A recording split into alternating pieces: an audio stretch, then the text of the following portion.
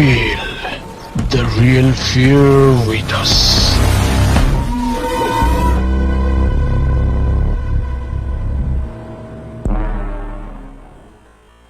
প্রিয় লিসেনার্স, আসসালামু আলাইকুম। Feel the real fear with আস।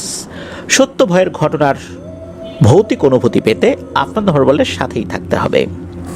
দেশ ও দেশের বাইরে যেখান থেকে আপনার হরওয়ার্ল্ডের আজকের থার্সডে নাইটের 167তম আয়োজনের সাথে যুক্ত হচ্ছেন বা পরবর্তীতে হবেন, সকলকে জানাচ্ছি শুভেচ্ছা ও ভালোবাসা। আশা করি সবাই ভালো আছেন, সুস্থ আছেন। প্রিয় লিসেনার্স, আজকের এই এপিসোডে বরাবরের মতো আপনাদের পাঠানো 6টি ঘটনা নিয়ে হাজির তো হয়েছি। সেই সাথে আরও একটি অ্যানাউন্সমেন্ট ইতোমধ্যে আপনারা অধিকাংশ লিসেনাররাই পেয়ে গেছেন। তা হচ্ছে আগামীকাল স্পেশাল এপিসোড হতে যাচ্ছে। আর এই স্পেশাল এপিসোডে আমার সংগ্রহ করা দুটি ঘটনা তো থাকছেই, সেই সাথে আপনাদের পছন্দের ঘটনা সংগ্রাহকদের ঘটনাও কিন্তু ইনশাল্লাহ থাকছে। বুঝতেই পারছেন, দারুণ একটি স্পেশাল এপিসোড আমরা আনতে যাচ্ছি। শুনতে ভুলবেন না আপনার হরওয়ার্ল্ডের অফিসিয়াল ইউটিউব চ্যানেলে। প্রিয় লিসেনার্স, আপনারাও কিন্তু ঘটনা পাঠাতে পারেন লিখে বা রেকর্ড করে। আর ঘটনা পাঠাতে হবে afnanthehorworldbd@gmail.com এই ইমেল অ্যাড্রেসে। ইমেল অ্যাড্রেসের স্পেলিংটা বলে দিচ্ছি, AFNANTHEHORRORWORLDBD afnanthehorworldbd@gmail.com। স্পেলিংটাও আমরা আমাদের ভিডিওর ডেসক্রিপশনে দিয়ে রেখেছি, সেখানে গিয়ে স্পেলিংটা চেক করে নিতে পারবেন। ঘটনাগুলো কেমন লাগছে তা জানিয়ে এই ভিডিওর কমেন্ট সেকশনে কমেন্ট করতে পারেন। এছাড়া আমাদের ফেসবুক পেজ আর গ্রুপ তো রয়েছে আপনাদের হরর ওয়ার্ল্ড নামে, সেখানে গিয়েও আপনারা আপনাদের মতামত জানাতে পারেন। চলুন ঘটনায় চলে যাই। আমাদের এবার এপিসোডের প্রথম যে ঘটনাটি আপনাদের সাথে শেয়ার করব, এই ঘটনাটি আমাদেরকে যিনি পাঠিয়েছেন তার নাম শেখ আজাহার। ওনার বাড়ি ভারতের পশ্চিমবঙ্গ রাজ্যের পূর্ব মেদিনীপুর জেলার মহিষাদল থানার অন্তর্গত কাঞ্চনপুর গ্রামে। ঘটনাটি ওই গ্রামেরই ঘটনা। আর ঘটনাটি যার সঙ্গে ঘটেছে তার নাম হচ্ছে আকবর। ঘটনাটি যখন ঘটে সময়কাল 2002 সাল। ওই সময়ে এই আকবর ভাইয়ের বয়স 15 কি 16। এই আকবর ভাই গ্রামের 8-10টা তার বয়সী ছেলেপেলেদের থেকে বেশ বেশি দুষ্টু ছিল। এই যে শেখ আজাহার ভাই যিনি আমাদেরকে ঘটনা পাঠিয়েছেন, আর এই যে আকবর ভাই, এই দুজনের বাড়ি কিন্তু পাশাপাশি। আজাহার ভাইদের বাড়ি থেকে 2 মিনিটও লাগে না পায়ে হেঁটে যেতে এই আকবর ভাইদের বাড়িতে যেতে।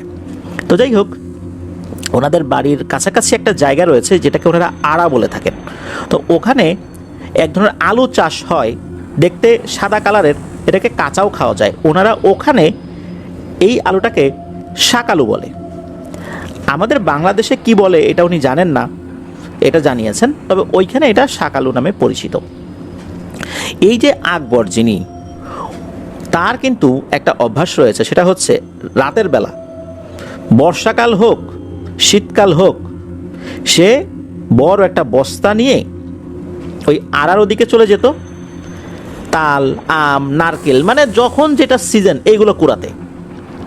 এটা অনেক সময় পড়তো, সে এগুলো কুড়িয়ে নিয়ে আসতো। এটা তার একটা অভ্যাস, এটার মধ্যে তার একটা ভালো লাগাও কাজ করতো। পাক না পাক বস্তা নিয়ে সে রাতের বেলা বের হবেই। তো এইভাবে কোনো এক রাতে আকবর অন্য রাতের মতোই ঘর থেকে বেরিয়ে যায় বড় একটা বস্তা নিয়ে। রাত তখন ঠিক কয়টা বাজে এটা তার মাথায় ছিল না। ওই সময় অবশ্য ভাদ্র মাস চলছে, অর্থাৎ ভাদ্র মাসে কিন্তু তাল পাকে। ওই তালগুলো কিন্তু টপ টপ করে পড়ে রাতের বেলা। তো ওই আড়ার আশেপাশে কিন্তু বেশ কিছু গাছ থাকলেও তাল গাছের সংখ্যাটাই বেশি ছিল। সে জানে যে রাতের বেলা তাল পড়ে, এই জন্য বস্তা নিয়ে বাইরে বের হয়েছে। সে ওখানে যায়, যাওয়ার পর কিছু তাল পায়ও। হঠাৎ করে পেছন থেকে এই আকবর ভাইয়ের নাম ধরে কেউ একজন ডাকছে যে, এই আকবর তুই কখন আসছু, মানে ওখানকার লোকাল যেই টোন আর কি, ওই টোনে বলছে। আকবর এই কণ্ঠস্বরটা চিনতে পারে, এ তো তারই বন্ধু, তার নাম হচ্ছে মুজাম্মেল। এই মুজাম্মেল আর আকবর দুইজন কিন্তু খুবই ক্লোজ ফ্রেন্ড, একই গ্রামের দুই বাসিন্দা আর কি, এই আকবর মুজাম্মেল। আর আকবর আর মুজাম্মেলের বাড়িও কিন্তু একদম পাশাপাশি।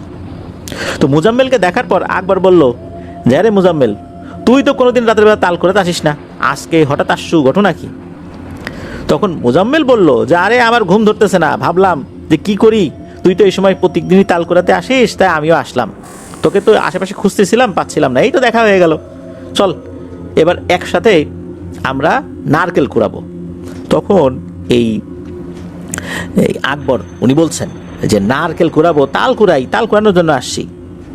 তখন এই মোজাম্মেল বলছে, আরে শোন, ওই দিকে না অনেকগুলো নারকেল পড়ছে, এটা আমি দেখছি।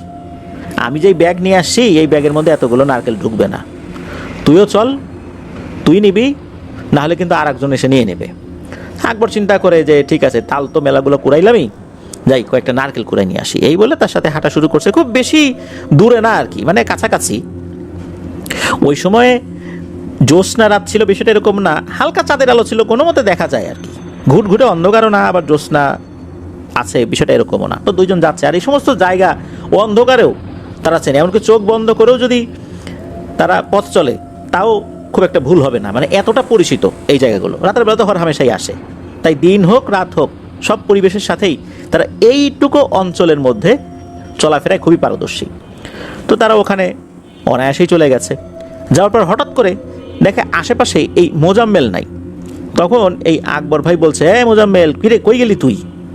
তখন মোজাম্মেল বলতেছে, আমি এখানে, এই দেখ টাকা। যেই না এটা বলছে তখন এই আকবর বলছে, কিরে কোথায়, আমি তো দেখি না তো। কয় দে, উপর দেখ, উপরে দেখ। তখন মাথাটা একটু উপর দিকে দিয়ে তাকিয়েছে, তাকিয়ে যে দৃশ্য দেখেছে এটা দেখে মারাত্মক ভয় পেয়েছে এই আকবর ভাই। দেখে যে এই যে একটু আগে মোজাম্মেলের রূপ ধরা যে অবয়বটা, এই জিনিসটা ওই মোজাম্মেলের রূপেই আছে, মানুষের অবয়বেই আছে, কিন্তু এই নারকেল গাছে সে এমনভাবে ঝুলে রয়েছে, মাথাটা নিচে, পাটা উপরে। মনে হচ্ছে একটা টিকটিকি মানুষের রূপ ধারণ করেছে। টিকটিকি যেমন গাছ থেকে বা উপর থেকে নিচে নেমে আসার সময় মাথা নিচের দিকে থাকে, পা উপরের দিকে থাকে, সে যেমন এইভাবে পারদর্শী ওঠানামা করতে। মনে হচ্ছে যে এই মোজাম্মেলের রূপ ধরে কোনো একটা ভয়ঙ্কর অবয়ব ঠিক এভাবে রয়েছে, আর এমন বিশ্রীভাবে এই আকবরের দিকে তাকিয়ে হেসে দিয়েছে আর বলছে, কিরে আমাকে দেখছিস? এটা দেখার সাথে সাথে তো এই আকবর ভাইয়ের শরীর ভয়ে জমে একদম বরফ হয়ে গেছে, উনি আর ওখান থেকে নড়াচড়া করতে পারছেন না। হঠাৎ করে ওনার চোখের সামনে একটু অন্ধকারের মতো কিছু একটা দেখলেন, এরপরে উনি দেখেন যে এই গাছে আর কেউ নাই। ঠিক তখনই ওনার পিঠে একটা হাতের স্পর্শ উনি অনুভব করেন। মনে হলো পেছন দিক থেকে কেউ তার কাঁধে হাত রেখেছে।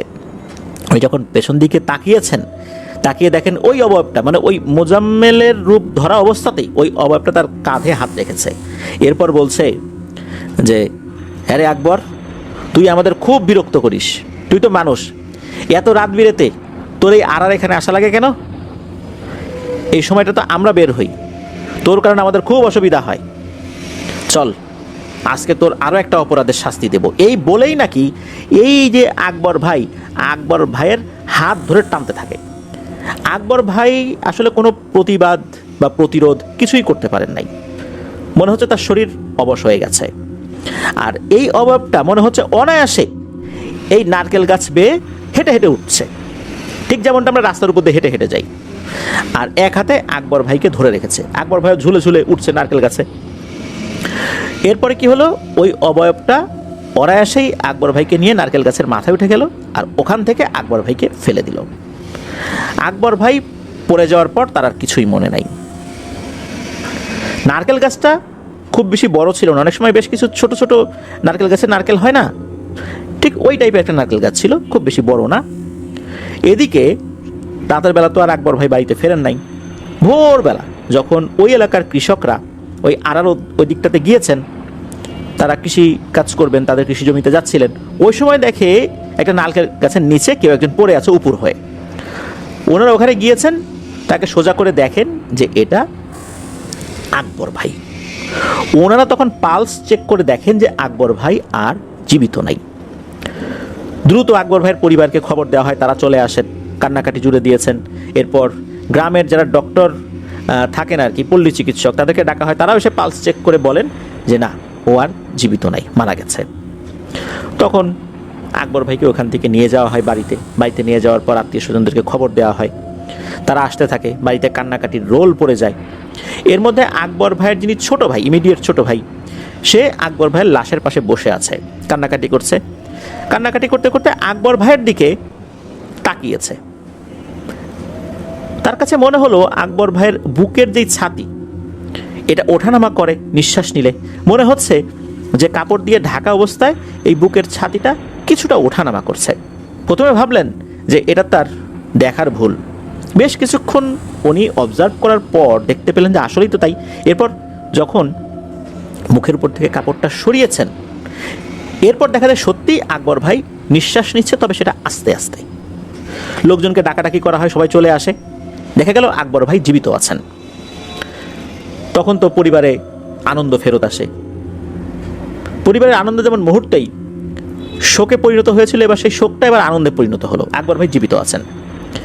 এখানে আবার আর একটা ব্যাপার ঘটে, সেটা হচ্ছে যে ওই গ্রামে একটা মেয়ে এমবিবিএস ডক্টর হয়েছেন, ছুটিতে বেড়াতে আসছেন, মানে গ্রামের বাড়িতে বেড়াতে আসছেন আর কি। ওই সময় সে ছিল বাড়িতে, অথবা ওই সকালেই আসছে সে, এরকম হবে আর কি। যখন সে খবর পায়, তাকে খবর দেওয়া হয় এই ব্যাপার, মৃত মানুষ জীবিত হয়ে গেছে। সে দ্রুত আসে সেখানে। এই মেয়েটা আবার খুব নামাজি ছিল, প্র্যাকটিসিং মুসলিম ছিল। সে আসার পর কি করেছে, আকবর ভাইয়ের চোখটা খুলেছে। যখনই চোখটা খুলেছে সে ভয়ে কয়েক পা পেছনে সরে আসে। সে বলছে যে আকবর ভাইকে আপনার ডাক্তারের কাছে নেবেন, সেটা ঠিক আছে, বাট এখন আগে ভালো কোনো হুজুরের কাছে নিয়ে যান, ওর ডাক্তারি চিকিৎসা পরে হবে। আকবর এখন স্বাভাবিক অবস্থায় নাই, কোনো অশরীরই ওর উপর ভর করেছে। একজন এমবিবিএস ডক্টরের মুখে এই কথা শোনার পর কেউ কেউ বলে যে তুমিও মা এইসব সমস্ত কথাবার্তা বলতেছো? তখন উনি বলেন যে হ্যাঁ আমি বলছি, কারণ আমি বিশ্বাস করি এগুলো। আর ওর চোখটা খোলার সাথে সাথে আমি যে দৃশ্য দেখেছি সেটা আপনারা দেখলে এখন আরও ভয় পেয়ে যাবেন, আমি দেখাবো। তখন বেশ কয়েকজন বলছেন যে ঠিক আছে দেখাও। আবার যখন চোখটা খুললেন, মানে দুই চোখের যেই পাতা, এটার মধ্যে এক চোখের পাতা যখন দুই আঙ্গুল দিয়ে সরিয়ে দিয়েছেন, তখন অনেকেই দেখে চিৎকার দিয়ে উঠেছে। দেখে তার চোখ পুরোটা কালো, একদম মিচমিচে কালো।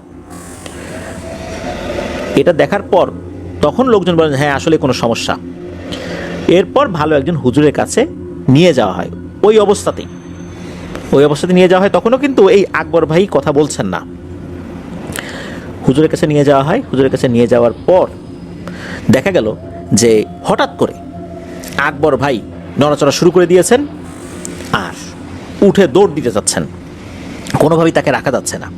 এরপর তাকে ভালো করে বেঁধে রাখা হলো। এরপর হুজুর ট্রিটমেন্ট শুরু করলেন। হুজুর আকবর ভাইয়ের ভেতরে থাকা ওই জিনটাকে দিয়ে কথা বলালেন। আকবর ভাইয়ের ভেতরে কিন্তু জিনটা তখনও ছিল, আর একটা না দুটা না, মনে হচ্ছে অনেকগুলো জিন একসাথে কথা বলছে, কথার তারতম্য আছে। দেখা যাচ্ছে আকবর ভাই মুখ বন্ধ করে আছেন কিন্তু কথা হচ্ছে, এমনটাও হচ্ছে। তখন হুজুর ওই জিনদেরকে জিজ্ঞেস করলেন যে তোরা কেন এই ছেলেটাকে ধরেছিস? তখন ওই জিনেরা উত্তর দেয় যে এই আকবর ভাই নাকি ওই রাত্রে যখন আরার ওই দিক দিয়ে আসছিলেন তখন দুটো সাপ দেখতে পান। এই সাপ দুটো দেখে উনি ওখানেই মেরে ফেলেন। এই সাপ দুটো মূলত এদের ভাই বোন না হলেও এদের বন্ধু বান্ধব ছিল, যার কারণেই আকবর ভাইয়ের উপরে ক্ষিপ্ত হয়েছে। আর আকবর ভাই রাত্রেবেলা এদিক দিয়ে হাঁটাচলা করেন, আসেন, ওদের অসুবিধা হয়, এটাও তাদের ক্ষোভের একটা কারণ ছিল।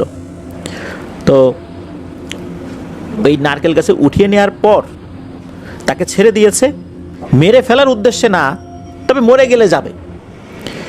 কিন্তু সে মারা যায়নি, তার হার্টবিট বন্ধ ছিল। ওই সময় কেউ বুঝতেও পারে নাই যে সে জীবিত আছে। যাই হোক, সে আবার যখন শ্বাস প্রশ্বাস নেওয়া শুরু করে, এরপরে মূলত ওর শরীরের ভিতরে জিনটা ঢুকে পড়ে। আর ওই যে যিনি একজন ডক্টর, তাদের বাড়ির কাছের ডক্টর, উনি ওই চোখটা খোলার পর ভয় পেয়ে যান যে এরকম তো হওয়ার কথা না। এই কারণেই উনি পরামর্শ দিয়েছিলেন। তারপর তো এই যে হুজুর, উনি সব কিছু শুনলেন জিনকে হাজির করে আর কি। জিন তো ওর ভিতরেই ছিল। তো যাই হোক, যেটা হয় সেটা হচ্ছে যে ওই জিনগুলো বলে যে 7টি কালো মোরগ ওই যেই নারকেল গাছ, ওই নারকেল গাছের নিচে এই আকবর ভাইকেই রাতের বেলা দিয়ে আসতে হবে, তবেই শুধু আকবর ভাইকে ওরা ছাড়তে পারে, তাছাড়া না। আকবর ভাইয়ের পরিবার রাজি হয়। ওই দিন রাতের বেলায় আকবর ভাই নিজে গিয়ে ওখানে সেটা দিয়ে আসেন। তবে দিয়ে আসার সময়ও উনি ভয়ঙ্কর কিছু দেখেন নাই, দিয়ে আসার পরও কোনো কিছু দেখেন না, উনি সোজা বাড়িতে চলে আসেন। আকবর ভাই আল্লাহর রহমতে অল্প কিছুদিন মেডিকেল ট্রিটমেন্ট নেওয়ার পর সুস্থ হয়ে যান। তবে একটা সমস্যা তার মধ্যে দেখা যায়, সেটা হচ্ছে যে উনি কিছুটা অস্বাভাবিক আচরণ করতেন। ওই যে আমরা অনেক সময় কিছু কিছু মানুষের কথার মধ্যে অসংলগ্নতা দেখতে পাই, কিছুটা পাগলামি দেখতে পাই, ওই রকমটা। পুরোপুরি পাগল না, আধা পাগলও না, সামান্য একটু মানসিক সমস্যা রয়েছে। তবে তাতে তার দৈনন্দিন চলাফেরা বা বন্ধুবান্ধবদের সাথে কথাবার্তা বা অন্যান্য কাজের ক্ষেত্রে খুব একটা সমস্যা হয় না। আকবর ভাই এখনও জীবিত আছেন। তো এটাই ছিল ঘটনা। প্রিয় লিসেনার্স, আমরা সবসময় বলি রাতের বেলা কোনো প্রাণীকে আঘাত না করা। রাতের বেলা অনেক ক্ষেত্রেই দেখা যায় যে জিনেরা বিভিন্ন প্রাণীর রূপ ধরে আমাদের আশেপাশে ঘোরাফেরা করে। যদি ভুল করে আমরা কোনো প্রাণীকে আঘাত করে ফেলি তাহলে কিন্তু বিপদ হয়ে যাবে। এরকম ঘটনা এর আগেও আমরা কিন্তু অনেকবার পেয়েছি, আপনাদেরকে শুনিয়েছি। শুধু রাতের বেলা নয়, বিনা কারণে কোনো প্রাণীকেই অহেতুক কষ্ট দেওয়া যাবে না। আমরা অনেক সময় দেখতে পাই যে চায়ের দোকানের পাশে দাঁড়িয়ে আমরা চা খাচ্ছি, তো চা খাওয়া শেষ, চায়ের নিচের বা ওই যে কাপের নিচে যে তলানিটা রয়েছে, আমরা কি করলাম, পাশে থাকা একটা কুকুর যে শুয়ে আছে বা দাঁড়িয়ে আছে তার গায়ে ঢেলে দিলাম। অথবা একটা বিড়াল আশেপাশ দিয়ে ঘোরাফেরা করছে, তার গায়ে ঢেলে দিলাম। তারপর এক গ্লাস পানি খাওয়ার চেষ্টা করছি, কিছুটা পানি রয়ে গেছে গ্লাসের মধ্যে, কোথাও ফেলার জায়গা পেলাম না, এই কুকুর বা বিড়ালের গায়ে আমরা ফেলে দিলাম। আবার দেখা যাচ্ছে যে আমাদের হাতের কাছে কোনো একটা কিছু আছে, কোনো কারণ ছাড়াই এই কুকুর বা বিড়ালের গায়ে আমরা সেই ঢিলটা ছুঁড়ে দিলাম। এগুলো কিন্তু মোটেও উচিত নয়।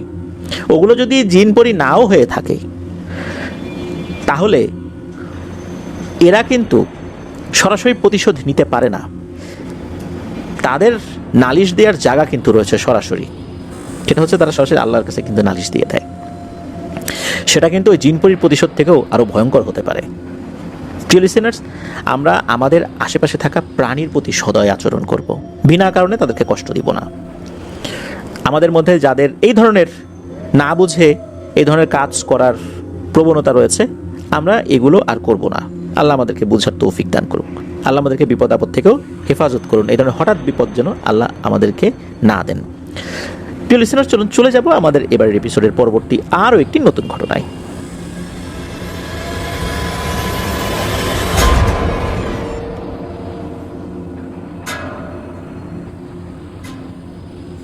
প্রিয় লিসেনার্স, এখন যে ঘটনাটি আপনাদের সাথে শেয়ার করব, এই ঘটনাটি আমাদেরকে যিনি দিয়েছেন তার নাম মোহাম্মদ সোহানুর রহমান সজীব। ওনার বাড়ি নাটোর জেলার বাগাতিপাড়া থানায়। চলুন ঘটনা শুনে আসি। উনি দুটি ঘটনা পাঠিয়েছেন, একটি ওনার নিজের সাথে ঘটে যাওয়া, আরেকটি ওনার বন্ধুর সাথে ঘটে যাওয়া। ওনার নিজের সাথে ঘটে যাওয়া ঘটনাটি প্রথম শেয়ার করব। ওনার নিজের সাথে ঘটে যাওয়া ঘটনাটি ঘটেছিল 2013 সালে, এখন থেকে প্রায় 12 বছর আগে, কুরবানি ঈদের দিনে। তো উনি আর ওনার ফুফাতো ভাই দুজন নামাজ পড়ে কুরবানি করে সারাদিন ঘোরাফেরা করেছেন। যখন মাংস বানানো হয়ে গেছে, আত্মীয় স্বজনদের বাড়িতে দিয়েও এসেছেন, সব শেষে ওনার দাদার এলাকায় যাওয়ার কথা ছিল। দাদার বাড়ি এবং দাদা বাড়ির দিককার যে আত্মীয় স্বজনরা ছিল তাদের বাড়িতেও দিতে হবে। সেই অনুযায়ী বিকেলের পরে ওই গ্রামের দিকে গিয়েছেন। তো দাদা বাড়িতে মাংস দিয়েছেন, অন্যান্য আত্মীয় বাড়িতেও মাংস দিয়েছেন, সব পাশাপাশি আর কি, এজন্য সময় লাগে নাই। এরপর চিন্তা করলেন যে একটু ঘোরাফেরা করি আর কি। এদিকে দাদা বাড়িতে গিয়েছেন, নিশ্চয়ই ঈদের দিন খালি মুখে আসতে দেবেন না, খাওয়া দাওয়া তারা করলেন। বাড়িতে আসবেন এমন সময় মনে হলো যাই, এই পাশে একটা দোকান আছে, ওই দোকানে ক্যারাম বোর্ড আছে, ওখানে গিয়ে একটু ক্যারাম বোর্ড খেলি। ওখানে যারা ক্যারাম বোর্ড খেলতো রেগুলার, তাদের সাথেও তো তাদের খুব ভালো সম্পর্ক আর কি। এই যে সজীব ভাই, তার ফুফাতো ভাই, মানে সবার সাথেই ভালো সম্পর্ক, আগেও অনেকবার খেলেছেন। সাধারণত রাত 9টার দিকেই ওই দোকানটা বন্ধ হয়ে যেত, যেহেতু ঈদের দিন রাতের বেলা, যার কারণে রাত প্রায় 11টা পর্যন্ত ওই দোকানটা খোলা ছিল। রাত 11টার দিকে ওই দোকানটা বন্ধ করে একসাথেই সবাই বের হয়ে যায়, দোকানদার এবং আরও যারা খেলছিলেন ওইখানে সবাই একসাথে বের হয়ে যায়, যে যার মতো বাড়িতে চলে যাচ্ছে। এদিকে এই সজীব ভাই আর ওনার ফুফাতো ভাইও ওনাদের বাসার দিকে রওনা দিয়েছেন। মোটামুটি 20 মিনিটের মতো লাগবে বাড়িতে হেঁটে আসতে। এখন ওনারা চিন্তা করলেন যে 20 মিনিট, এমনিতে অনেক রাত হয়ে গেছে, এই মাঠের ভিতর দিয়ে হেঁটে যাই, আইল দিয়ে হেঁটে যাই, শর্টকাট হবে, 10-12 মিনিটে পৌঁছে যাব। তো দুজন মিলে ওই জমির ভিতর দিয়ে হাঁটা শুরু করেছেন। জমিটা মোটামুটি বেশ ভালোই বড় ছিল। এর এক সাইডে বড় বড় কয়েকটা আম গাছ ছিল, আম গাছ বলতে আম বাগান আর কি, ছোট একটা বাগান, তার মধ্যে বড় বড় কয়েকটা আম গাছ, আর পাশাপাশি আবার দুটো বাগান। এই দুটো বাগানের মাঝামাঝি একটা বিশাল বড় আকৃতির একটা জাম গাছ ছিল, যেটা এখনো আছে। তো এই বাগান দুটো এলাকায় মেম্বারের বাগান নামে পরিচিত। ওই জাম গাছকে ঘিরে মোটামুটি কিছু ঘটনা শোনা যায় মাঝে মাঝে। তো ওই সময় ওনারা এত কিছু চিন্তা করে নাই, দুইজন মানুষ একসাথে আছে, ভয় কিসের। আর রাত তো 2-3টা বাজে না, রাত 11টাই না হয় বাজে। ওনারা প্রথম যে বাগানটা, মানে ওই আম গাছের যে বাগানটা যেখানে বড় বড় কয়েকটা আম গাছ রয়েছে, ওইটা ক্রস করে দ্বিতীয় বাগানটাতে ঢুকবেন, যেটা শুরুতে একটা বড় জাম গাছ রয়েছে। ওই সময় ওনারা হঠাৎ করে একটা জিনিস দেখতে পেলেন। সেটা হচ্ছে, মনে হচ্ছে যে ওই জাম গাছের মাথায় কিছু একটা আছে, নিচে কিছু একটা আলোর ঝলকানি দেখতে পেলেন। আলোর ঝলকানি বলতে ওই উপরে যদি আলো থাকে, নিচে এক ধরনের একটা আলোক ছটা ঘুরতে থাকে, ওই অর্থে আর কি আলোর ঝলকানি দেখতে পান। তখন উপর দিকে তাকিয়ে দেখেন ওই জাম গাছের মাথার উপরে দুটো বড় আলোর গোল্লা বৃত্তাকারে পাক খাচ্ছে। ওটারই আলোর ঝলকানি মনে হচ্ছে নিচে চলে এসেছে। সেই সাথে হঠাৎ করে ওখানে বেশ ঝড়ো বাতাসও শুরু হয়ে গেল। আর ওনারা যে আইল ধরে হেঁটে এসেছিলেন, ওই আইলের দুই পাশে কিন্তু মাত্র ধান লাগানো হয়েছে, সেখানে পানি দেওয়া হয়েছে, এমন একটা অবস্থা ছিল। মানে আইলের বাইরে মাঠের ভেতর দিয়ে যে হেঁটে আসবেন ধানি জমির ভিতর দিয়ে, এগুলো আসলে ওই সময় পসিবল ছিল না। ওই আইল দিয়েই হেঁটে আসতে হবে, আবার যদি যেতে হয় ওই আইল দিয়েই যেতে হবে। শুধু মাঝখানে এই বাগানের মতো জায়গাটা, এটা হচ্ছে প্রশস্ত। যখন ওনারা এটা দেখলেন, দেখার পর আহামরি ওনারা কোনো ভয় পান নাই, কেননা গ্রামে এর আগেও রাতের বেলা এই ধরনের আলোর গোল্লা চক্রাকারে ঘুরতে দেখেছেন, এক জায়গা থেকে আরেক জায়গা ছুটে যেতে দেখেছেন। এই কারণে এই বিষয়গুলো আসলে ওনাদের মধ্যে ভয়ের উদ্রেক করে নাই। ওনারা স্বাভাবিকভাবেই ওই গাছটা ক্রস করে আবার আইলের কাছে চলে যান, মানে বাগানের ওই পাশে যে আইলটা আছে সেখানে চলে যান। ওনারা আবার ঘুরে তাকিয়ে ওই আলোর গোল্লা দেখছিলেনও। একসময় একে অন্যকে মজা করে বলছেন যে, এই দেখ দেখ আলো, এখনই এসে তোকে ধরবে, এখনই ধরলো। মানে একজন এরকম মজা করতে করতে সজীব ভাই কি করেছেন, উনি পা ফসকে ওই আইলের পাশ থেকে পাশে যে কর্দমাক্ত ধানি জমি সেখানে পড়ে গিয়েছেন। একদম কাদায় পানিতে মাখামাখি হয়ে গেছে। তখন ওনার ভাই হাত ধরে তাকে টেনে তুলেছে। এরপর ওনারা আবার হাসাহাসি করতে করতে সামনে আগানো যেই না শুরু করেছেন, তখন ঘটে একটা ভয়ঙ্কর ঘটনা। ধপাস করে কোত্থেকে একটা কাঁচা গাছের ডাল এসে ওনাদের সামনে পড়ে। আইলের উপরে যদি এইভাবে হঠাৎ করে একটা কাঁচা ডাল এসে পড়ে, কার না ভয় লাগবে। ওনারা বুঝতে পারলেন যে এই যে হাসি তামাশা করেছেন, এটা উচিত হয় নাই। যাই হোক, ওনারা ওই ডালটাকে ক্রস করে আবার ওনারা যখন পার হওয়া শুরু করেছেন, সামনে আবার আর একটা ছোট বাগানের মতো রয়েছে। তো ওইখানে যেই গাছগুলো রয়েছে, সেই গাছগুলো ওরকম বড় না, ছোট ছোট গাছই বলতে হবে। উচ্চতায় হয়তোবা সর্বোচ্চ 15 ফুট এরকম টাইপের বেশ কয়েকটা আম গাছ রয়েছে। তো ওনারা যখন ওদিক দিয়ে হেঁটে যাচ্ছিলেন, হঠাৎ করে দেখতে পেলেন ওই আম গাছের একটা ডালে কালো একটা অবয়ব বসে আছে। এটা কিন্তু দুইজনই দেখতে পেয়েছেন। এটা দেখার সাথে সাথে ওনারা ওখানে থমকে যান যে আরে এটা কি। এরপর কি হয়, ওই যে কালো অবয়বটা দূর থেকেই হি হি করে হেসে ওঠে, আর নাকি গলায় বলে, কিরে কেমন লাগলো কাদার মধ্যে নাকানি চুবানি খেতে? খুব তো হাসি তামাশা করলি, হ্যাঁ, এখন দেখ কেমন লাগে।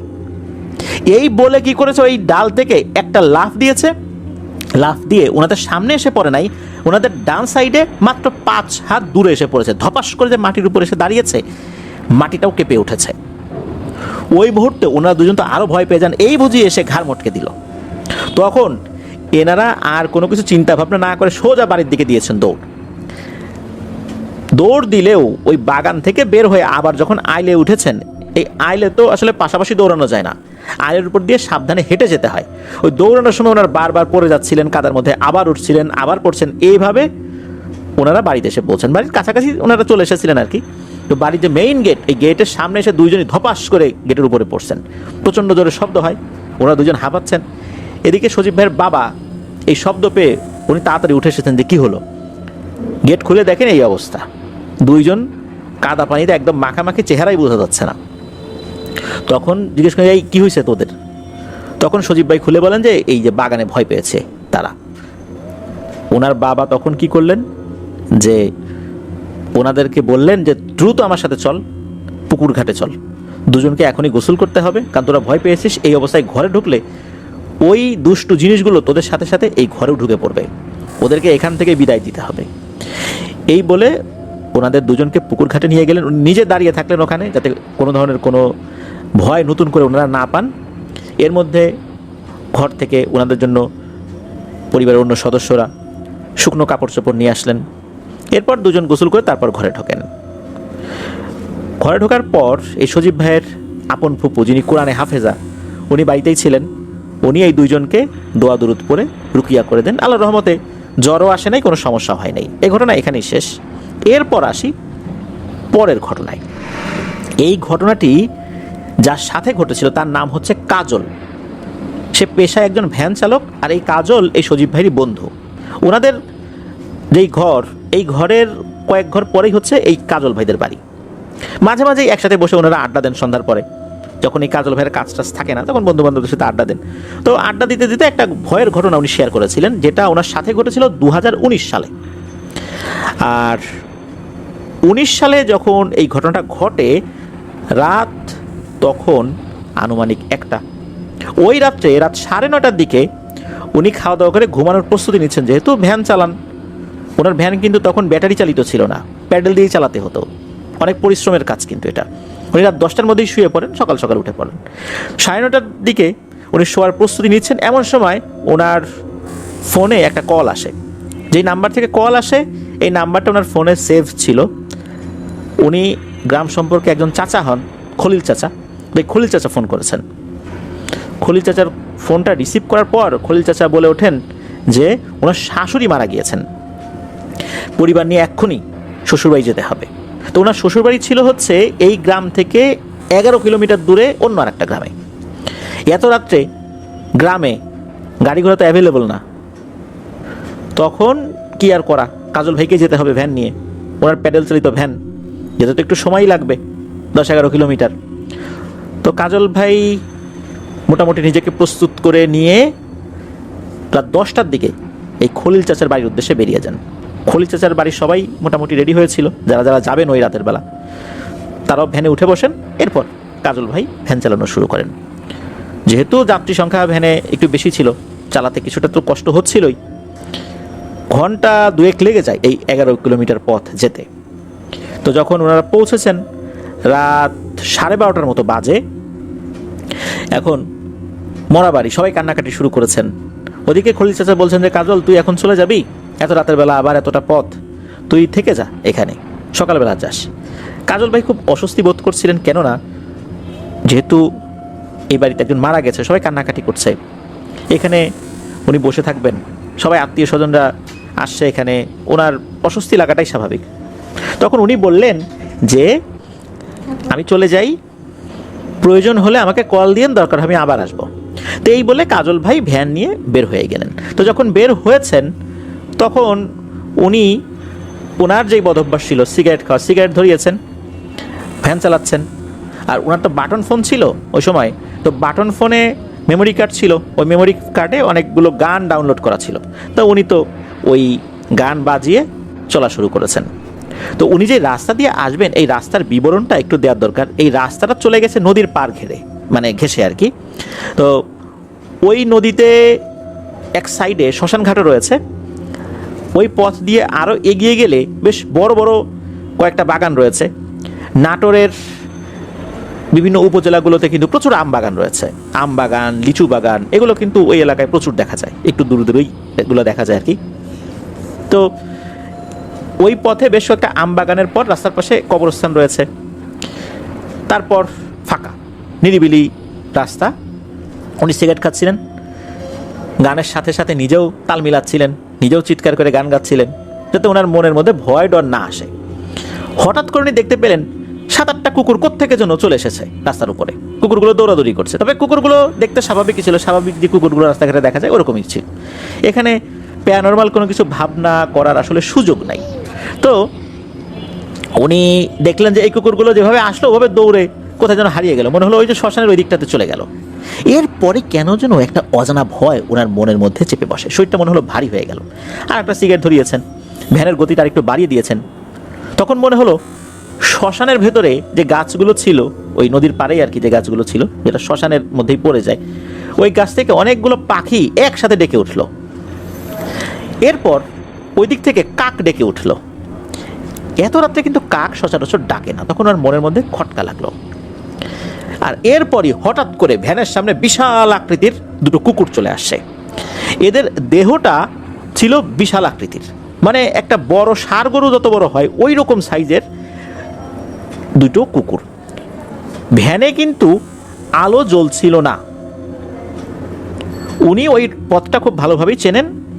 মোবাইলে ওনার লাইট ছিল, মোবাইলের সামনের দিকে ফ্ল্যাশ লাইটটা থাকে না, ওই বাটন ফোনেরও কিন্তু বেশ কিছু ফিচারগুলোতে এই জিনিসগুলো ছিল আর কি। তো ওনার বাটন ফোনে ওরকম লাইট ছিল, তবে ওই সময় লাইটটা বন্ধ ছিল আর কি। মাঝে মাঝে উনি জ্বালাচ্ছিলেন কোনো সমস্যা হলে আর কি, এমনিতে জ্বালাচ্ছিলেন না। ওই মোবাইলের চার্জ খুব একটা বেশি ছিল না, কারণ রাতেরবেলা হঠাৎ করে ওনার ফোন আসছে, উনি চলে আসছেন, সারা রাত চার্জ দেওয়ার সুযোগ উনি পান নাই, যার কারণে মোবাইলের যে ফ্ল্যাশ লাইটটা এটা উনি দরকার ছাড়া জ্বালাচ্ছিলেন না। তো ওই সময় কিন্তু বন্ধই ছিল ফ্ল্যাশ লাইটটা। হঠাৎ করে কুকুর দুটো যখন সামনে চলে এসেছে, কোনো আলো ওই কুকুরগুলোর চোখের উপর পড়া ছাড়াই ওই কুকুরগুলোর চোখ জল জল করছিল, লাল টকটকে জল জল করছে একদম। আর এরা এসে ভ্যানের সামনে এসে দাঁড়ায়, তবে ভ্যানের গতিরোধ যে করে রেখেছে বিষয়টা এরকম না, সামনে এসে দাঁড়ানোর পর আবার এক পাশে সরে যায়। এরপর কি করে, এই কুকুর দুটো একটা ডান পাশে আসে আর একটা বাম পাশে যায়, কিছুক্ষণ এভাবে ভ্যানের সাথে চলে, হালকা দৌড়ায়, আবার যেটা বাম পাশে ছিল সেটা ডান পাশে আসে, আবার যেটা ডান পাশে ছিল সেটা ভ্যানের সামনে দিয়ে ক্রস করে আবার বাম পাশে চলে যায়। এভাবে এরা একে অন্যের অবস্থান পরিবর্তন করে। তখন এই কাজল ভাই চিন্তা করছেন যে আল্লাহ রে, কেন যেন চলে আসলাম, এর থেকে ওই খলিল চাচার কথা শুনলেই ভালো হতো, ওই বাড়িতে না হয় সারা রাত বসে থাকতাম। এর মধ্যে কি হয়, ওই ভ্যানটা মনে হচ্ছে অনেক ভারী হয়ে গেছে, ভ্যান চালানোটাই কষ্ট হয়ে যাচ্ছে। যেমনটা ছিল ওই ফেরাস, মানে যখন ওই খলিল চাচা শ্বশুর বাড়িতে যাবে তখন ভ্যানে অনেকগুলো যাত্রী ছিল, মনে হচ্ছে হঠাৎ করে এই পরিমাণ যাত্রী উঠে বসেছে, ফেরার সময় ভ্যানটা ঠিক আগের মতো প্রথমবারের মতো ভারী হয়ে গেছে। ভ্যানের উপর যে কেউ একজন আছে এটা খুব ভালো করেই এই কাজল ভাই ফিল করছেন। উনি তো জোরে জোরে দোয়া দুরুদ পড়া শুরু করছেন এবার গান গাওয়া বাদ দিয়ে। এখন এর মধ্যে উনি দেখেন আর একটা জিনিস, সামনে একটা বাগান, ওই বাগানের ভেতরে মনে হচ্ছে একটা আলো জ্বলছে। এই আলোটা উনি যখনই দেখেছেন দেখার সাথে সাথে উনি বলছেন যে ও ভাই ওখানে কে, ও ভাই এদিকে আসেন, আমার একটু সঙ্গ দেন, আমি মনে হয় একটু বিপদে পড়ছি ভাই, একটু এদিকে আসেন। তখন দূর থেকে আওয়াজ আসে, এ কে রে, ওখানে কে? তখন বলে আমি কাজল। বলে দাঁড়াও আসতেছি, ওইখানেই থাকো। তখন দেখা গেল সাদা ধুতি পরা, সাদা পাঞ্জাবি পরা, লম্বা চুলের একজন মানুষ সে এগিয়ে এসেছে, উচ্চতা স্বাভাবিক মানুষের মতোই, হাতে একটা হারিকেন আর একটা হাতে লাঠি। বলছে যে তুমি কে? তখন বলে যে ভাই আমি কাজল, আমি যে ভ্যান চালাই। তখন কাজল ভাই ওই লোকটাকে জানান যে এরকম দুটো কুকুর সামনে চলে আসছিল, সেগুলো অস্বাভাবিক আকৃতির ছিল। তখন ওই লোকটা বলল যে তোমার জন্য এখন কি করতে পারি বলো। তখন কাজল ভাই বলছে যে আপনি কোথায় যাবেন বলেন, আমি আপনাকে ফ্রিতে আগায় দিয়ে আসি, আপনি আমার একটু সঙ্গ দেন। তখন ওই লোকটা বলতেছে যে আমি তোমার কি সঙ্গ দিব, আমি তো এই বাগান পাহারা দিই, বাগান রেখে কি যাওয়ার সুযোগ আমার আছে? আমি তোমার যতটুকু উপকার করতে পারি, তুমি আসো, বসো এখানে আমার পাশে বসো, বেশি কিছু খাওয়াইতে পারবো না, একটু পানি খাওয়াইতে পারবো, একটু সময় জিরিয়ে নাও, এরপর চলে যাও, এছাড়া তো আমার আর কোনো কিছু করণীয় নাই। তখন কাজল ভাই সেটাতেই রাজি হলেন, তার সাথে গিয়ে বসলেন বাগানের ভিতরে ভ্যানটা এক সাইডে রেখে। ওই লোকটা বলছে যে এই দুইটা বড়ই অবাধ্য হয়ে গেছে, আমার কথাই শুনতে চায় না, এখন এরা আস্তে আস্তে শক্তিশালী হয়ে উঠছে আর আমার কথা অমান্য করে। তখন এই কাজল ভাই বলছে যে এই দুইটা বলতে কার কথা বলছেন? কই যে তুমি যে দুইটা কুকুর দেখেছো, এরা অতি দুষ্টু হয়ে যাচ্ছে দিনকে দিন, মানুষকে বিরক্ত করা শুরু করছে, আগে এতটা করতো না। তখন এই কাজল ভাই বলছে যে এই দুইটা আপনার পালিত কুকুর? ওই লোক বলতেছে হ্যাঁ। তখন কাজল ভাই বলতেছে যে এত বড় বড় কুকুর আপনি কোত্থেকে পাইলেন? আর এগুলো খাওয়াই খাওয়াই এত বড় করছেন, এগুলোকে আবার ছেড়েও দিয়ে রাখছেন, এরা তো মানুষকে আক্রমণ করবে, মানুষকেই তো খেয়ে ফেলবে, এত বড় আকৃতির কুকুর তো আমি আগে কখনো দেখি নাই, এগুলোকে বেঁধে রাখবেন যেন মানুষের উপর আক্রমণ না করে। তখন ওই লোকটা বলতেছে যে হ্যাঁ, তুমি তো ঠিকই বলছো, এগুলোকে আসলে শায়েস্তা করতে হবে, তা না হলে কবে যে আমার উপরই এরা চড়াও হয়ে বসে আমি বুঝতে পারতেছি না। এরপর কাজল ভাই বলেন যে ঠিক আছে, আমি তাহলে চলে যাই, অনেকক্ষণ তো হলো। তখন ওই লোকটা বলতেছে যে আরে কোথায় যাবা, থাকো, জিরায় নাও, পরে যাও। তখন কাজল ভাই বলতেছে যে না, আমাকে চলে যেতে হবে, অনেক রাত হয়ে গেছে, আমি চলে যাই এখন। তখন কি করে ওই লোকটা খপ করে কাজল ভাইয়ের হাত চেপে ধরে বলে যে আরে ভয় পেলে নাকি, বসো বসো, জিরায় নাও, ভয়ের কিছু নাই। যখনই ওই হাতটা চেপে ধরেছে তখন কাজল ভাই ফিল করেন যে এই লোকের হাতটা অনেক ঠান্ডা। এত ঠান্ডা মানুষের হাত হয় না। আর ওই সময় কিন্তু শীতকাল ছিল না যে অনেক রাত পর্যন্ত সে বাইরে হাঁটাহাঁটি করেছে, শরীর ঠান্ডা হয়ে গেছে, সেটা এরকম না। তখন কাজল ভাই ওনার হাতটা জোর করে ছুটিয়ে নেন ওই লোকের হাত থেকে। এরপর ভ্যানের দিকে দিয়েছেন দৌড়ে ভ্যানের কাছে গিয়ে ভ্যান চালানো শুরু করেছেন। তখন পেছন থেকে অট্ট হাসি দিয়ে ওই লোকটা বলছে যে আরে কাজল, এত ভয় পেলে চলবে, রাতের বেলা ভ্যান চালাতে পারবা তুমি, একটু জিরিয়ে যাইতা, ক্ষতি তো করতাম না। তো যাই হোক, উনি তো ভ্যান চালানো শুরু করছেন, মানে কাজল ভাই ভ্যান চালানো শুরু করছেন। কিছুক্ষণ চালানোর পর হঠাৎ করে বড় দুটো কুকুর আবার এই ভ্যানের পাশে চলে এসেছে। চলে আসার পর এবার সামনে এসে গতিরোধ করে দাঁড়িয়েছে। এরপর কাজল ভাই বুঝতে পারছেন ঘটনা কি। ওই কুকুর দুটোকে উদ্দেশ্য করে বলছে যে আমি তো আপনাদের কোনো ক্ষতি করি নাই, কেন আমার পথের সামনে চলে আসছেন, চলে যান আপনারা। এরপর এই কুকুরটা একে অন্যের দিকে তাকালো, এরপর ভ্যানের পেছনে চলে আসলো। পেছনে চলে আসার পর কাজল ভাই কিন্তু পেছন দিকে তাকান নাই, উনি ভ্যান চালানো শুরু করেছেন। হঠাৎ করে মনে হলো ভ্যানটা থেমে গেছে, মনে হচ্ছে পেছন থেকে এই ভ্যানকে কেউ টেনে ধরে রেখেছে, উনি কোনোভাবেই প্যাডেল দিয়ে আগাতে পারছেন না। তখন হঠাৎ করে পেছন থেকে গম্ভীর কণ্ঠে, একসাথে দুটো কণ্ঠ যদি চলে একই কথা বলে তখন কেমন শোনা যায়, এইভাবে বলে উঠলো যে আমাদের ওস্তাদ তোকে আশ্রয় দিয়েছে, তোর সাথে ভালো ব্যবহার করেছে, তাই তোকে কিছু বললাম না, যা এক্ষুনি বাড়ি যাবি, রাতের বেলা এই রাস্তায় একা একা আর কখন আসবি না, আমাদেরকেও বিরক্ত করবি না। এইটা যখনই বলেছে হঠাৎ করে পেছন থেকে প্রচণ্ড জোরে একটা ধাক্কা অনুভব করেন এই কাজল ভাই, মানে ভ্যানের পেছনে ধাক্কা দিয়েছে কেউ সজোরে, এত জোরে ধাক্কা দিয়েছে কোনো প্যাডেল দেয়া ছাড়াই অল্প সময়ের মধ্যেই উনি ভ্যান নিয়ে বাড়ির কাছাকাছি চলে আসছেন। মানে এত জোরে ভ্যান চলা শুরু করেছে, সেটা ওনার নিয়ন্ত্রণের বাইরে চলে যাচ্ছিল। কিছু সময় খুব জোরে ছিল, তারপর গতি কমা শুরু করেছে, একদম থেমে যেতে যেতে উনি ওনার বাড়ির কাছাকাছি চলে আসছেন। এমনিতে উনি ওনার বাড়ির কাছাকাছি ছিলেন।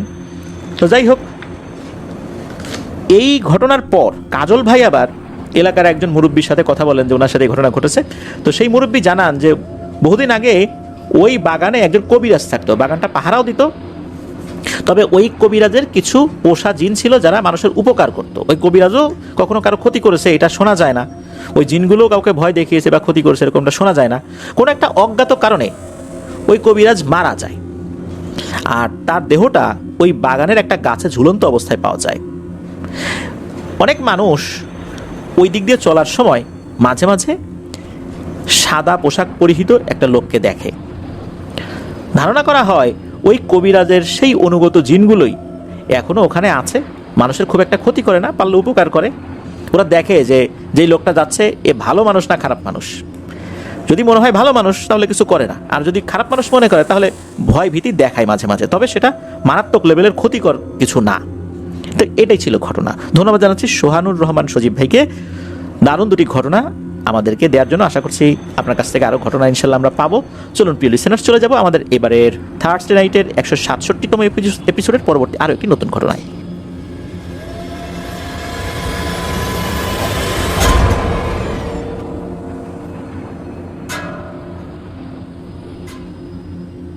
প্রিয় লিসেনার্স, এবারের ঘটনাটি আমাদেরকে যিনি পাঠিয়েছেন তার নাম আব্দুর রহমান। ওনার বাড়ি নোয়াখালী জেলার মাইজদি উপজেলায়। উনি নোয়াখালী জেলা স্কুলের 9ম শ্রেণীর একজন স্টুডেন্ট। এই ঘটনাটি উনি শুনেছেন ওনার আম্মুর মুখ থেকে। আর ঘটনাটি ঘটেছিল এই আব্দুর রহমান ভাইয়ের দুঃসম্পর্কের এক ফুপুর ছেলের সাথে। ফুপুর ছেলের নাম রায়হান। এই রায়হান ছিল কোরআনে হাফেজ। ছেলেটি খুবই নম্র ভদ্র স্বভাবের ছিল। রায়হান সে একদিন বিকেলবেলা, তখন অবশ্য আসরের আজান দেয়নি, ওই সময় বন্ধুদের সাথে ক্রিকেট খেলছিল।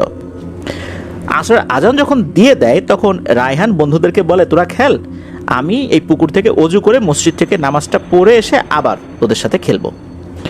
এই কথা বলে সে পার্শ্ববর্তী যে পুকুরটা, এই পুকুরে অজু করতে চলে গেল। তার বন্ধুরা তো খেলছে। এদিকে আসরের নামাজ শেষ হয়ে সন্ধ্যা ঘনিয়ে আসছে, রায়হানের আসার আর নাম নাই। রায়হান কোথায় গেল কোথায় গেল? সন্ধ্যা হয়ে গেছে, রায়হান কিন্তু আসে না। সবাই বলছে, কিরে রায়হান আসলো না? ওর না নামাজ পড়েই চলে আসার কথা ছিল, এখন মাগরিবের আজান দিয়ে দিবে, রায়হান কোথায় গেল? এমত অবস্থায় রায়হানের পরিবারের সদস্যরা তারা রায়হানকে খোঁজার জন্য চলে আসে। কারণ রায়হান সাধারণত আসরের নামাজ পড়ার জন্য বাসার থেকে বের হতো, মাগরিবের আগ পর্যন্ত খেলাধুলা করতো, মাগরিবের নামাজ পড়ে বাসায় ফিরত। ও ওই দিন আসরের আগেই বাসা থেকে বের হয়েছিল। যেহেতু একটু আগে বের হয়েছে, কি করছে না করছে এই জন্য পরিবারের কয়েকজন সদস্য বের হয়ে আসে যে রায়হান কোথায়। ও যে বন্ধুদের সাথে খেলতো তাদের খেলা প্রায় শেষ, মাগরিবের আজান দেবে দেবে ভাব ওই সময়। এমত অবস্থায় রায়হানের পরিবারের কয়েকজন সদস্য যখন আসে, এসে বলে রায়হান কোথায়, তখন বন্ধুরা বলে যে ও তো আসরের নামাজ পড়তে গেল, এরপর তো আর আসে নাই। আসরের নামাজ পড়তে গেল মানে? বলে হ্যাঁ, ও বললো যে এই যে পুকুরে ওযু করে নামাজ পড়তে যাবে। তখন আসরের নামাজের সময় যেই কয়েকজন মুসল্লি ওই মসজিদে নামাজ পড়েছিলেন, এদের কয়েকজন রেগুলার ছিলেন, তো তাদের বাসাও আশেপাশেই ছিল। তাদেরকে জিজ্ঞেস করা হলো রায়হান কি নামাজ পড়তে গিয়েছিল? ওরা বললো কই না তো, আসরের নামাজের পর রায়হানকে তো দেখি নাই। এরপর তারা সন্দেহ করে পুকুরের পাড়ে গেল। পুকুরের পাড়ে গিয়ে একটা জিনিস তারা দেখতে পেল। রায়হান একটা গামছা নিয়ে বাসা থেকে বের হয়েছিল, ওই গামছাটাই পুকুরের পাড়ে রয়েছে। গামছা পুকুরের পাড়ে রয়েছে, রায়হান কোথায়? তখন কিন্তু সন্দেহ ঘনীভূত হয়। এরপর আরেকজন প্রতিবেশী, যার নাম হচ্ছে ফারুক, এই ফারুক লোকটা মধ্যবয়স্ক একজন মানুষ ছিলেন। উনি ডুব দিয়ে অনেকক্ষণ থাকতে পারতেন। অনেকক্ষণ বলতে স্বাভাবিক মানুষ 2 মিনিট থাকেন, 3 মিনিট থাকতে পারতেন, এরকম আর কি। তো উনি পুকুরে নামলেন, নেমে রায়হানকে খোঁজ করার চেষ্টা করলেন। উনি পুকুরের বিভিন্ন সাইডে প্রথমে হাঁটলেন চতুর্দিকে, রায়হান তার পায়ে বাঁধে কিনা। এরপর উনি বুঝতে পারলেন না, পুকুরের চতুর্দিকে রায়হান নাই। তখন উনি পুকুরের আস্তে আস্তে গভীরে যেতে থাকলেন। পুকুরটা যে খুব বেশি গভীর ছিল বিষয়টা এরকম না, একজন মানুষ ডুবে যেত, ডুবে যাওয়ার পর যদি হাত উঁচু করতো হাতটা ভেসে থাকতো, মানে এতটা গভীরতা। উনি পুকুরের ঠিক মাঝ বরাবর যখন গিয়েছেন, তখন যখন ডুব দিয়েছেন তখন নিচের দিকে সাদা কিছু একটা দেখতে পান। উনি আরো ডুব দিয়ে দেখতে পান, অর্থাৎ ডুব দিয়ে আরেকটু নিচে গিয়ে দেখতে পান এটা রায়হান। এরপর উনি উপর দিকে উঠে যে বলবেন যে রায়হানকে পাওয়া গেছে, উনি যখন উপর দিকে ওঠা শুরু করবেন, হঠাৎ করে নিচ থেকে কে যেন খপ করে তার পা চেপে ধরে। উনি তো খুবই ভয় পেয়ে গেছেন, এদিকে ওনার দমও প্রায় ফুরিয়ে এসেছে। উনি অনেক কষ্টে পাটা ছোটাতে সক্ষম হন। উনি উপরে ওঠেন, উঠে চিৎকার দিয়ে বলেন রায়হানকে পাওয়া গেছে, এখানে রায়হানকে পাওয়া গেছে। তখন লোকজন তো বুঝতে পারছে যে ঘটনাটা কি হয়েছে। উনি দ্রুত সাঁতার কেটে তীরে চলে আসেন, এসে বলেন যে এই ব্যাপার, রায়হানকে তো এভাবে দেখছি, আর আমি যখন উপরে উঠতে গেছি কে যেন খপ করে পা টেনে ধরছে। এরপর উপস্থিত লোকজন বুঝতে পারল যে এটা স্বাভাবিক কোনো বিষয় নয় মোটেও। রায়হান সাঁতার জানতো, আর আসরের সময় সে যাবে নামাজ পড়তে, অজু করতে গিয়ে সে কেন পুকুরে নামবে? এদিকে রায়হানের পরিবার তো কান্নাকাটি শুরু করে দিয়েছে, আর এটাই স্বাভাবিক। ওইখানে একজন কবিরাজও ছিল, ওই গ্রামের একজন কবিরাজ।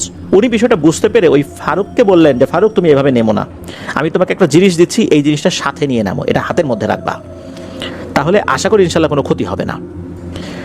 এরপর এই যে ফারুক, উনি আবার ডুব দিলেন। ততক্ষণে কিন্তু প্রায় অন্ধকার ঘনিয়ে এসেছে, মাগরিবের আজানও হয়ে গেছে। আজানের পরও কিন্তু হালকা আলো থাকে, ওই রকম আলোতে কিন্তু কাজ চলছে। সাহস করে ফারুক আবারও চলে যান পুকুরের মাঝখানে। এবার উনি আবারও ডুব দেন, ডুব দিয়ে দেখতে পান যে রায়হান তার শরীরের অর্ধেক অংশ মাটির ভেতরে। উনি তখন অনেক কষ্ট করে ওই অবস্থাতে রায়হানকে টেনে তোলেন, টেনে তুলে রায়হানকে পুকুরের পাড়ে নিয়ে আসেন। আসলে রায়হানের শরীরের একটা অংশ, বিশেষ করে মাথা থেকে বুক পর্যন্ত, এটা মাটির ভেতরে ওই কাদার মধ্যে আর কি, পুকুরের নিচে তো কাদা থাকে, যে অংশে মাটি থাকে, সেখানে পুঁতে দেওয়া হয়েছিল। কিন্তু কি অপরাধ ছিল তার? ওই কবিরাজ উনি বললেন যে এখানে কোনো একটা দুষ্টু পিশাচিনীর আবির্ভাব ঘটেছে, যেটা আগে ছিল না।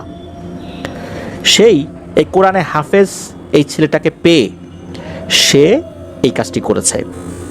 একে মেরে ফেলার মাধ্যম দিয়ে ওই পিশাচিনীটা আরও বেশি শক্তিশালী হবে, কারণ ও অন্য 8-10টা স্বাভাবিক ছেলের মতো ছিল না।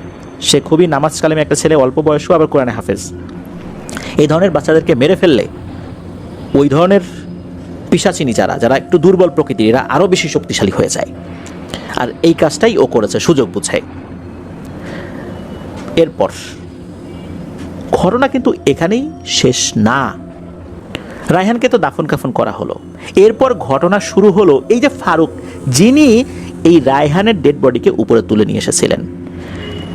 ওই রাত্রেই ফারুক স্বপ্নে দেখে একজন ভয়ঙ্কর চেহারার মহিলা ঘুমের মধ্যেই অর্থাৎ স্বপ্নের মধ্যেই এসে ওই ফারুকের গলা চেপে ধরেছে আর রাগান্বিত বলছে, মানুষকে সাহায্য করার খুব শখ না, আমি তোকে দেখে নেব।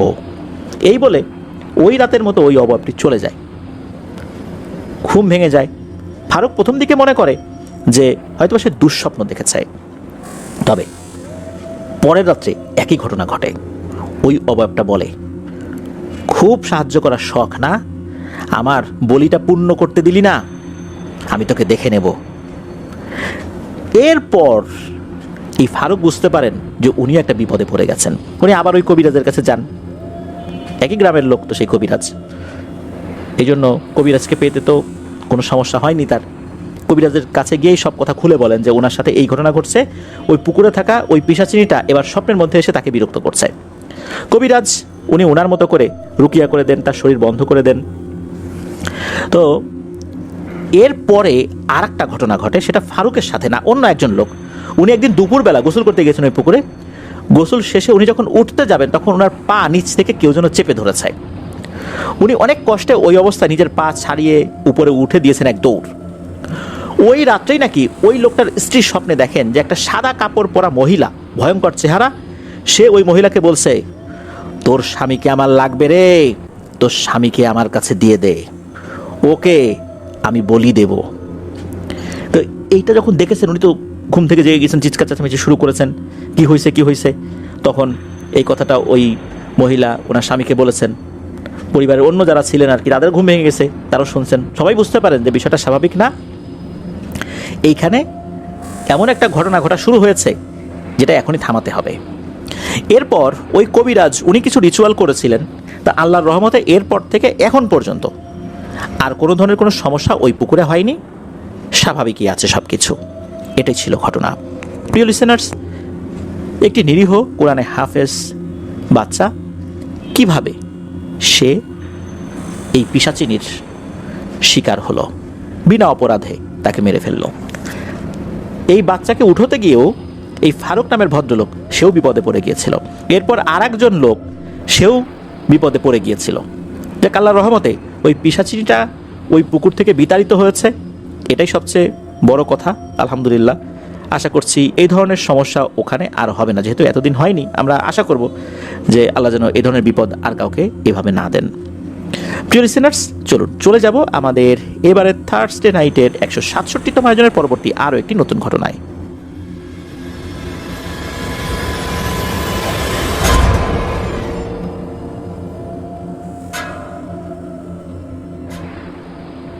প্রিয় লিসেনার্স, এবারে যে ঘটনাটি আপনাদের সাথে শেয়ার করবে, এই ঘটনাটি আমাদেরকে যিনি পাঠিয়েছেন তার নাম সাইফুল্লাহ। ওনার বাড়ি কুমিল্লা জেলার দাউদকান্দি উপজেলার গৌরীপুর ইউনিয়নের পেন্নাই গ্রামে। পেন্নাই গ্রামটা বেশ কয়েক ভাগে বিভক্ত, উত্তর পেন্নাই, দক্ষিণ পেন্নাই, পূর্ব পেন্নাই, এরকম আর কি। ওনার যে বাড়িটা, এটা কোন পেন্নাই উনি সঙ্গত কারণে বলেন নাই, এটা গোপন রাখতে চেয়েছেন। ওনার জন্ম 1999 সালের জানুয়ারি মাসের 18 তারিখ সোমবার। সময়টা ছিল শেষ রমজান। ওই দিন সন্ধ্যার পর পবিত্র ঈদ উল ফিতরের চাঁদ দেখা যায়। পরের দিন রোজার ঈদ অর্থাৎ ঈদ উল ফিতর। তো ঈদ উল ফিতরের আগের রাত 9টায় অর্থাৎ শেষ রমজান যেটা, সেটা হয়ে গেছে, ইফতার হয়ে গেছে। রাত 9টার দিকে উনি জন্মগ্রহণ করেছেন।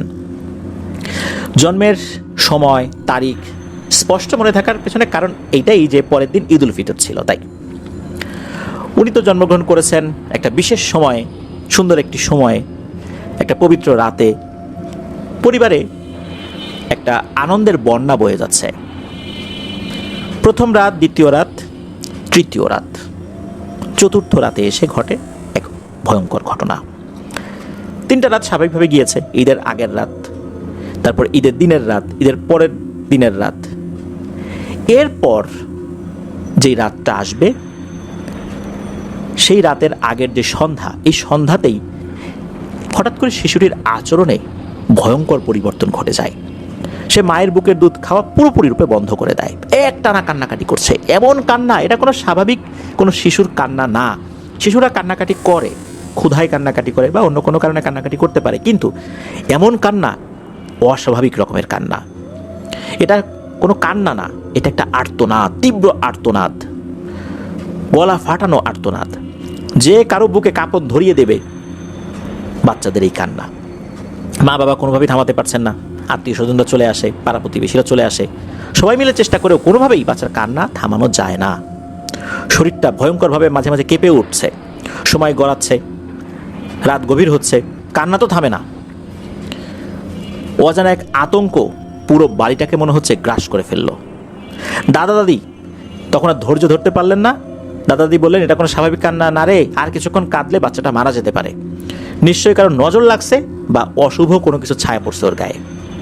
এক্ষুনি শাহাদত দারোগাকে ডাকতে হবে। শাহাদত দারোগাকে? শাহাদত দারোগা কোনো পুলিশের দারোগা না, উনি মূলত একজন কবিরাজ, তার নাম শাহাদত কবিরাজ। কিন্তু ওনার যে কাজকর্ম এতটা এগ্রেসিভ যে জিন ভূত তাকে দেখে মারাত্মক ভয় পায়। মানে এতটা ভয় পায়, উনি কোনো কাজে গেলে অতি দ্রুত সেই কাজের সমাধান উনি করে ফেলেন। খুব বেশিক্ষণ কোনো জিন ভূতের সাথে উনি কথা বলেন না, অল্প সময়ের মধ্যেই উনি যেটা করার দরকার উনি সেটা করে ফেলেন। কোনো নরম সুরে কথা বলেন না। জিন ভূতের কাছে এই শাহাদত কবিরাজি একটা মূর্তমান আতঙ্ক। জিন ভূতের কাছে উনি একটা জিন ভূত, এমন একটা অবস্থা আর কি। এই জন্যই তার এই বিশেষ এগ্রেসিভ আচরণের কারণে মানুষজন তাকে শাহাদত কবিরাজ না বলে শাহাদত দারোগা বলে অভিহিত করেন। উনি প্যারানরমাল বিষয়ে বোঝা বা সমাধানের বিষয়ে আল্লাহর রহমতে যথেষ্ট দক্ষতা অর্জন করেছেন। বাড়ির একজন সদস্যকে পাঠানো হয় এই শাহাদত কবিরাজকে আনতে। যখন তো সবার হাতে মোবাইল ফোন ছিল না, টর্চ লাইট নিয়েই রওনা দিয়েছেন। ফোন করে আর জানাতে পারেন নাই শাহাদত কবিরাজকে যে শাহাদত কবিরাজ বাড়িতে আছেন কিনা, ওনারা আসছেন। আর শাহাদত কবিরাজের কাছেও তখন মোবাইল ফোন ছিল না। একটা রিক্সা নিয়ে যান, রিক্সার নিচে একটা হারিকেন ছিল, হারিকেনের টিমে আলোতে পথ চলছিল, আর যিনি যাচ্ছিলেন তার কাছে তো টর্চ লাইট ছিলই। মোটামুটি শাহাদত কবিরাজের বাড়িতে অল্প সময়ের মধ্যে পৌঁছে যান। শাহাদত কবিরাজ তখন জেগেই ছিলেন। তো উনি ওনার বেশ কিছু উপকরণ নিয়ে আবার ওই রিক্সাতে রওনা দেন। কথা ছিল রিক্সাতে করে আবার তাকে পৌঁছে দিতে হবে। কবিরাজ আসেন, আসার পর উনি বলেন যে এই বাচ্চার উপর একটা শক্তি কাজ করছে না, অনেকগুলো শক্তি একসাথে কাজ করছে। উনি ঝাড়ফুঁক করলেন, রুকিয়া করলেন, আর এই সাইফুল্লাহ ভাইয়ের মা বাবাকে বলে দিলেন যে বাচ্চাকে কখনোই সন্ধ্যার পরে বাইরে নেবেন না, আর যখন আজান দেয় আজানের সময় ওকে বাইরে নেবেন না, আজান শেষ হয়ে গেলে নিতে পারবেন। খুব সাবধানে রাখবেন, সবসময় বাচ্চার সাথে কেউ না কেউ যেন থাকে। এখন তো কবিরাজকে বাড়ি পৌঁছে দেওয়ার পালা। আর তখনই আর একটা ভয়ঙ্কর ঘটনার সূত্রপাত ঘটে। সেটা হচ্ছে, যিনি নিয়ে আসছিলেন এই শাহাদত কবিরাজ বা শাহাদত দারোগাকে, তিনি আবার শাহাদত কবিরাজকে পৌঁছে দেওয়ার জন্য রিক্সা নিয়ে রওনা দিয়েছেন। 3 জন লোক, রিক্সা চালক, ওই পরিবারের একজন ব্যক্তি আর শাহাদত কবিরাজ। রাত তখন প্রায় 10টা কি 10টার বেশি বেজে গেছে, চারদিকে ঘোর অন্ধকার। তো ওই সময় কিন্তু রিক্সা চালানো হতো ওই হারিকেনের মিটিমিটি আলোতে। গ্রাম্য পথ, কাঁচা রাস্তা, গাছপালা দিয়ে ঘেরা। রিক্সা চলছে আস্তে আস্তে, চারপাশে নিস্তব্ধতা। হঠাৎ কুকুরের ডাক আর ঝিঝি পোকার শব্দে কিন্তু নিস্তব্ধতাটা একটু কমে যাচ্ছিল। কিছুটা পথ আগানোর পরে শুরু হলো ভয়ঙ্কর ঘটনা। হঠাৎ করে রিক্সাটা ভারী হয়ে গেল। যিনি রিক্সা চালক কোনোভাবেই উনি রিক্সাটা টানতে পারছেন না। মনে হচ্ছিল পেছন থেকে কেউ রিক্সা টেনে ধরে রেখেছে। রিক্সাওয়ালা তার সিট থেকে নেমে পড়ে, নেমে সে দাঁড়িয়ে রিক্সার সামনের দিকে আগানোর চেষ্টা করে, তাও পারে না। এ পর্যায়ে রিক্সাওয়ালা রিক্সা থামিয়ে চারদিকে খুঁজে দেখতে থাকে যে ঘটনা কি, চাকার নিচে কিছু পড়লো না কি হলো, না কিছুই তো নাই। এদিকে হয় কি, ওই হারিকেনের যে আলো এটাও আস্তে আস্তে কমতে থাকে। রিক্সা চালক মনে করলেন যে হারিকেনে কি ঠিকঠাক মতো কেরোসিন তেল উনি ভরেছেন। এই চিন্তা করে হারিকেনটা উনি খুলে ঝাঁকিয়ে দেখলেন যে ঠিকই তো আছে, তেল তো ঠিক আছে, সমস্যাটা কি, হারিকেনের আলো কমে যাচ্ছে কেন? তখন হারিকেনের আলোটা বাড়ানোর জন্য একটা ছোট্ট গোলাকৃতির চাকার মতো থাকে, একটা হুইলের মতো থাকে, ওটা দিয়ে কিন্তু হারিকেনের যে সলতে এটা বাড়ানো যায় কমানো যায়। উনি আবার সলতেটা একটু বাড়িয়ে দিলেন, এরপর দেখলেন যে আলো আবারও কমে যাচ্ছে। এই যে এত কিছু হচ্ছে, এই যে সাদত কবিরাজ বা সাদত দ্বারকা যিনি, উনি কিন্তু তেমন কিছু বলছেন না, ওনার কোনো ভাবান্তর নাই, উনি শুধু বিড়বিড় করে কিছু পড়ছেন। আর তখনই শাহাদত কবিরাজ, ওই পরিবারের একজন সদস্য, আর হচ্ছে এই যে রিক্সা চালক, তিনজনই দেখতে পান রাস্তার দুই পাশে যে গাছগুলো রয়েছে না, ওই গাছের আড়ালে জোড়া জোড়া চোখ দেখা যাচ্ছে, আর চোখগুলো লাল টকটকে জ্বলছে। এই চোখগুলো গোলাকৃতির চোখ না, মানুষের চোখের মতোই মনে হচ্ছে, কিন্তু লাল টকটকে জ্বলছে, মনে হচ্ছে চোখগুলো একটা লাইট। প্রথমে রিক্সা চালক আর এই যে সাইফুল্লাহ ভাইয়ের যে ফ্যামিলির যিনি সদস্য ছিলেন, মানে তার জ্যাঠাতো ভাই হয় আর কি, ওনারা মনে করছেন যে এটা মনে হয় কোনো পোকা বা কোনো প্রাণী, কিন্তু না, এরা কোনো পোকা ছিল না, অন্য কোনো প্রাণী ছিল না। অল্প সময়ের মধ্যে দেখা গেল ছোট ছোট শিশুদের মতো তাদের দেহ, গায়ের রং অদ্ভুত রকমের ধূসর, চোখ দুটো জ্বলছে আগুনের মতো। এই গাছের আড়াল থেকে এরা তাকিয়ে আছে, কেউ খুব রাগান্বিত, কেউ বিশ্রীভাবে হাসছে, কেউ আবার স্বাভাবিকভাবেই তাকিয়ে আছে।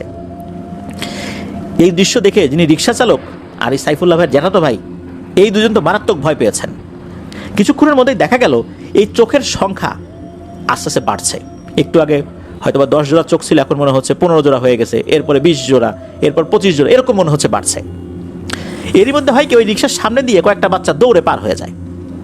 তারপর দেখা যায় যে গরুর বাছুরের মতো অবয়ব, যেগুলোর মাথা আবার মানুষের মতো, এগুলো লাফিয়ে লাফিয়ে চলছে, ব্যাঙ যেভাবে লাফায় ওইভাবে চলছে। রাস্তার এপাশ থেকে ওপাশ যাচ্ছে, আবার কোথায় ওপাশ থেকে এপাশ আসছে, আবার কেউ কেউ সামনের দিকে চলে যাচ্ছে, আর মাঝপথেই অদৃশ্য হয়ে যাচ্ছে। আর রাস্তার এপাশ ওপাশ থেকে খুবই বিশ্রীভাবে হাসির আওয়াজ শোনা যাচ্ছে। ভয়ঙ্কর এক গা ছমছমে পরিবেশ। আর কোনো এক অদৃশ্য কারণে এরা একদম কাছ থেকে এসে কোনো ক্ষতি করতে পারছেন না, তাদের শরীরে হিট করতে পারছে না, কিছুটা দূরত্ব বজায় রেখেই ভয় দেখাচ্ছে। এরপর শুরু হলো আগুনের খেলা। 3টা আগুনের কুণ্ডলি তাদের ঠিক মাথার উপর দিয়ে ভোঁ করে উড়ে গেল। এটা তাপ ছিল এতটা ভয়ঙ্কর যে মনে হচ্ছে তাদের শরীরে আগুন ধরে যাবে, এতটা তাপযুক্ত এই আগুনের কুণ্ডলি। তখন ছিল শীতকাল, জানুয়ারি মাসের ঘটনা, তো শীতকাল ছিল। জানুয়ারি মাসে কিন্তু বাংলাদেশের প্রেক্ষাপটে খুব ঠান্ডা থাকে আর কি। তাদের শরীরগুলো ঘেমে একদম একাকার। এই রিক্সা চালক, এই সাইফুল্লাহ ভাইয়ের জ্যাঠাতো ভাই, এই দুইজনই এই কবিরাজের 2 হাত চেপে ধরে রেখেছে। কিছুক্ষণ পর কবিরাজ বললেন, আরে ডরাইও না, আল্লাহ আছেন আমাদের সাথে, চুপ থাকো, দেখো এখন কি হয়।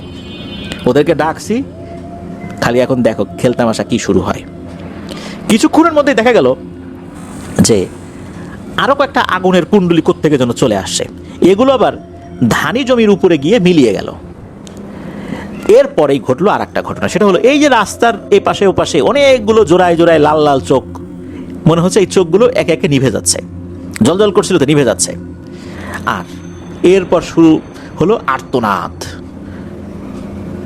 এমন আর্তনাদ মনে হচ্ছে যে এগুলোকে ভয়ঙ্করভাবে কেউ পেটাচ্ছে, এরা চিৎকার করছে, ব্যথায় মনে হচ্ছে এরা কুকড়ে যাচ্ছে, কান্নাকাটি চিৎকার। মাত্র মিনিট খানেক এরকম হয়েছে, এরপরে একদম সব কিছু স্বাভাবিক।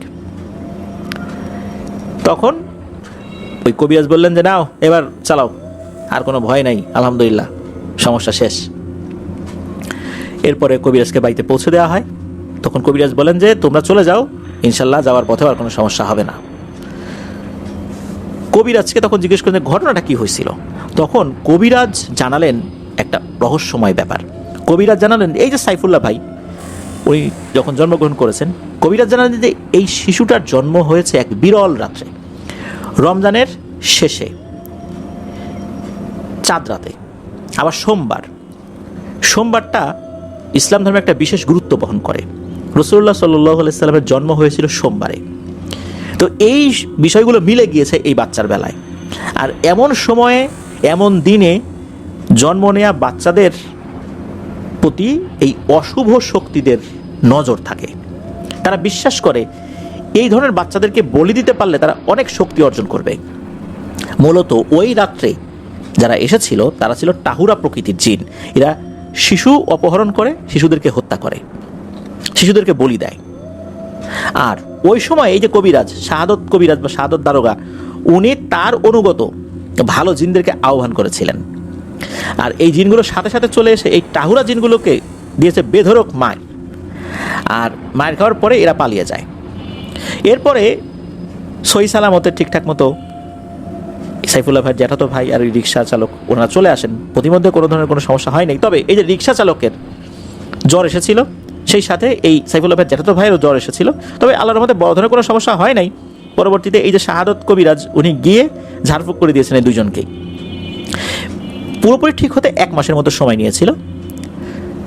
তবে এটা নিয়ে আর কোনো ধরনের কোনো সমস্যা হয়নি। তবে ওই রাত্রে যদি কবিরাজ সাথে না থাকতো তাহলে বড় ধরনের বিপদের সম্ভাবনা ছিল। আল্লাহর অশেষ রহমতে কবিরাজের ওসিলায় ওই যাত্রায় বাঁচিয়ে দিয়েছিল আল্লাহ তাআলা।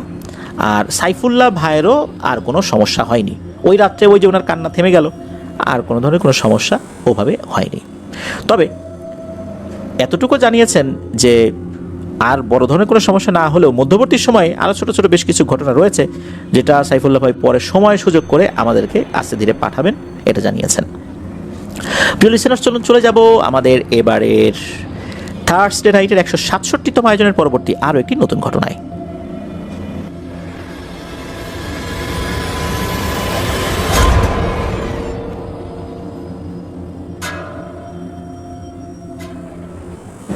প্রিয় লিসেনার্স, এখন যে ঘটনাটি আপনাদের সাথে শেয়ার করব, এই ঘটনাটি আমরা পেয়েছি একজন রেমিটেন্স যোদ্ধা ভাইয়ের কাছ থেকে, যার নাম মোহাম্মদ মাহির আহমেদ সাইদ। উনি বর্তমানে রয়েছেন মালয়েশিয়াতে। ওনার দেশের বাড়ি নারায়ণগঞ্জ জেলার বন্দর উপজেলার ধামগড় ইউনিয়নের কোনো একটি গ্রামে। সঙ্গত কারণে ওনার গ্রামের নামটি উনি উল্লেখ করেন নাই। ঘটনাটি এখন থেকে প্রায় 15 বছর আগে ঘটেছিল। তখন উনি ক্লাস 4-এ পড়তেন।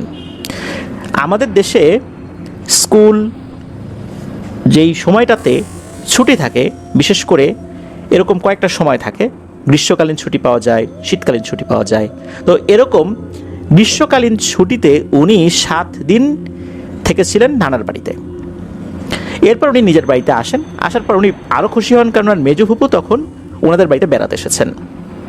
ওনার মেজো ফুপু ওনাকে খুবই স্নেহ করেন, ভালোবাসেন। উনিও মেজো ফুপুকে খুব ভালোবাসেন। উনি যখন আসলেন তখন দেখলেন যে মেজো ফুপু অন্যান্য সময় তাকে দেখে, অর্থাৎ এই সাইদ ভাইকে দেখে যেরকম খুশি হয়, আবেগ আপ্লুত হয়ে যায়, জড়িয়ে ধরে, এবার মনে হলো কেন যেন এতটা ভালোবাসা উনি দেখালেন না। ওনার চেহারাটা বেশ মলিন, ওনার মুখে অতটা আনন্দ এখন নেই যেরকমটা আনন্দ উনি পূর্বের বিভিন্ন সময় দেখেছিলেন। কিছুটা উনি হোঁচট খেয়েছিলেন যে ফুপু আগের মতো কি আমাকে আদর করে না। তবে পরবর্তীতে বিষয়টা উনি আর মাথায় রাখেন নাই, ভুলেই যান। মনে হলো যে ফুপু অসুস্থ, এই কারণেই হয়তো এরকম করে নাই, এরকমটাই উনি চিন্তা করেছেন। ফুপুর সাথে রাতের বেলা ঘুমানোটা এটা ওনার একটা অভ্যাস হয়ে গিয়েছিল। ছোটোবেলা থেকেই ফুপুর সাথে রাত্রে ঘুমাতেন। তখন ক্লাস 4-এ উঠেছেন, খুব তো বেশি বড়ও না।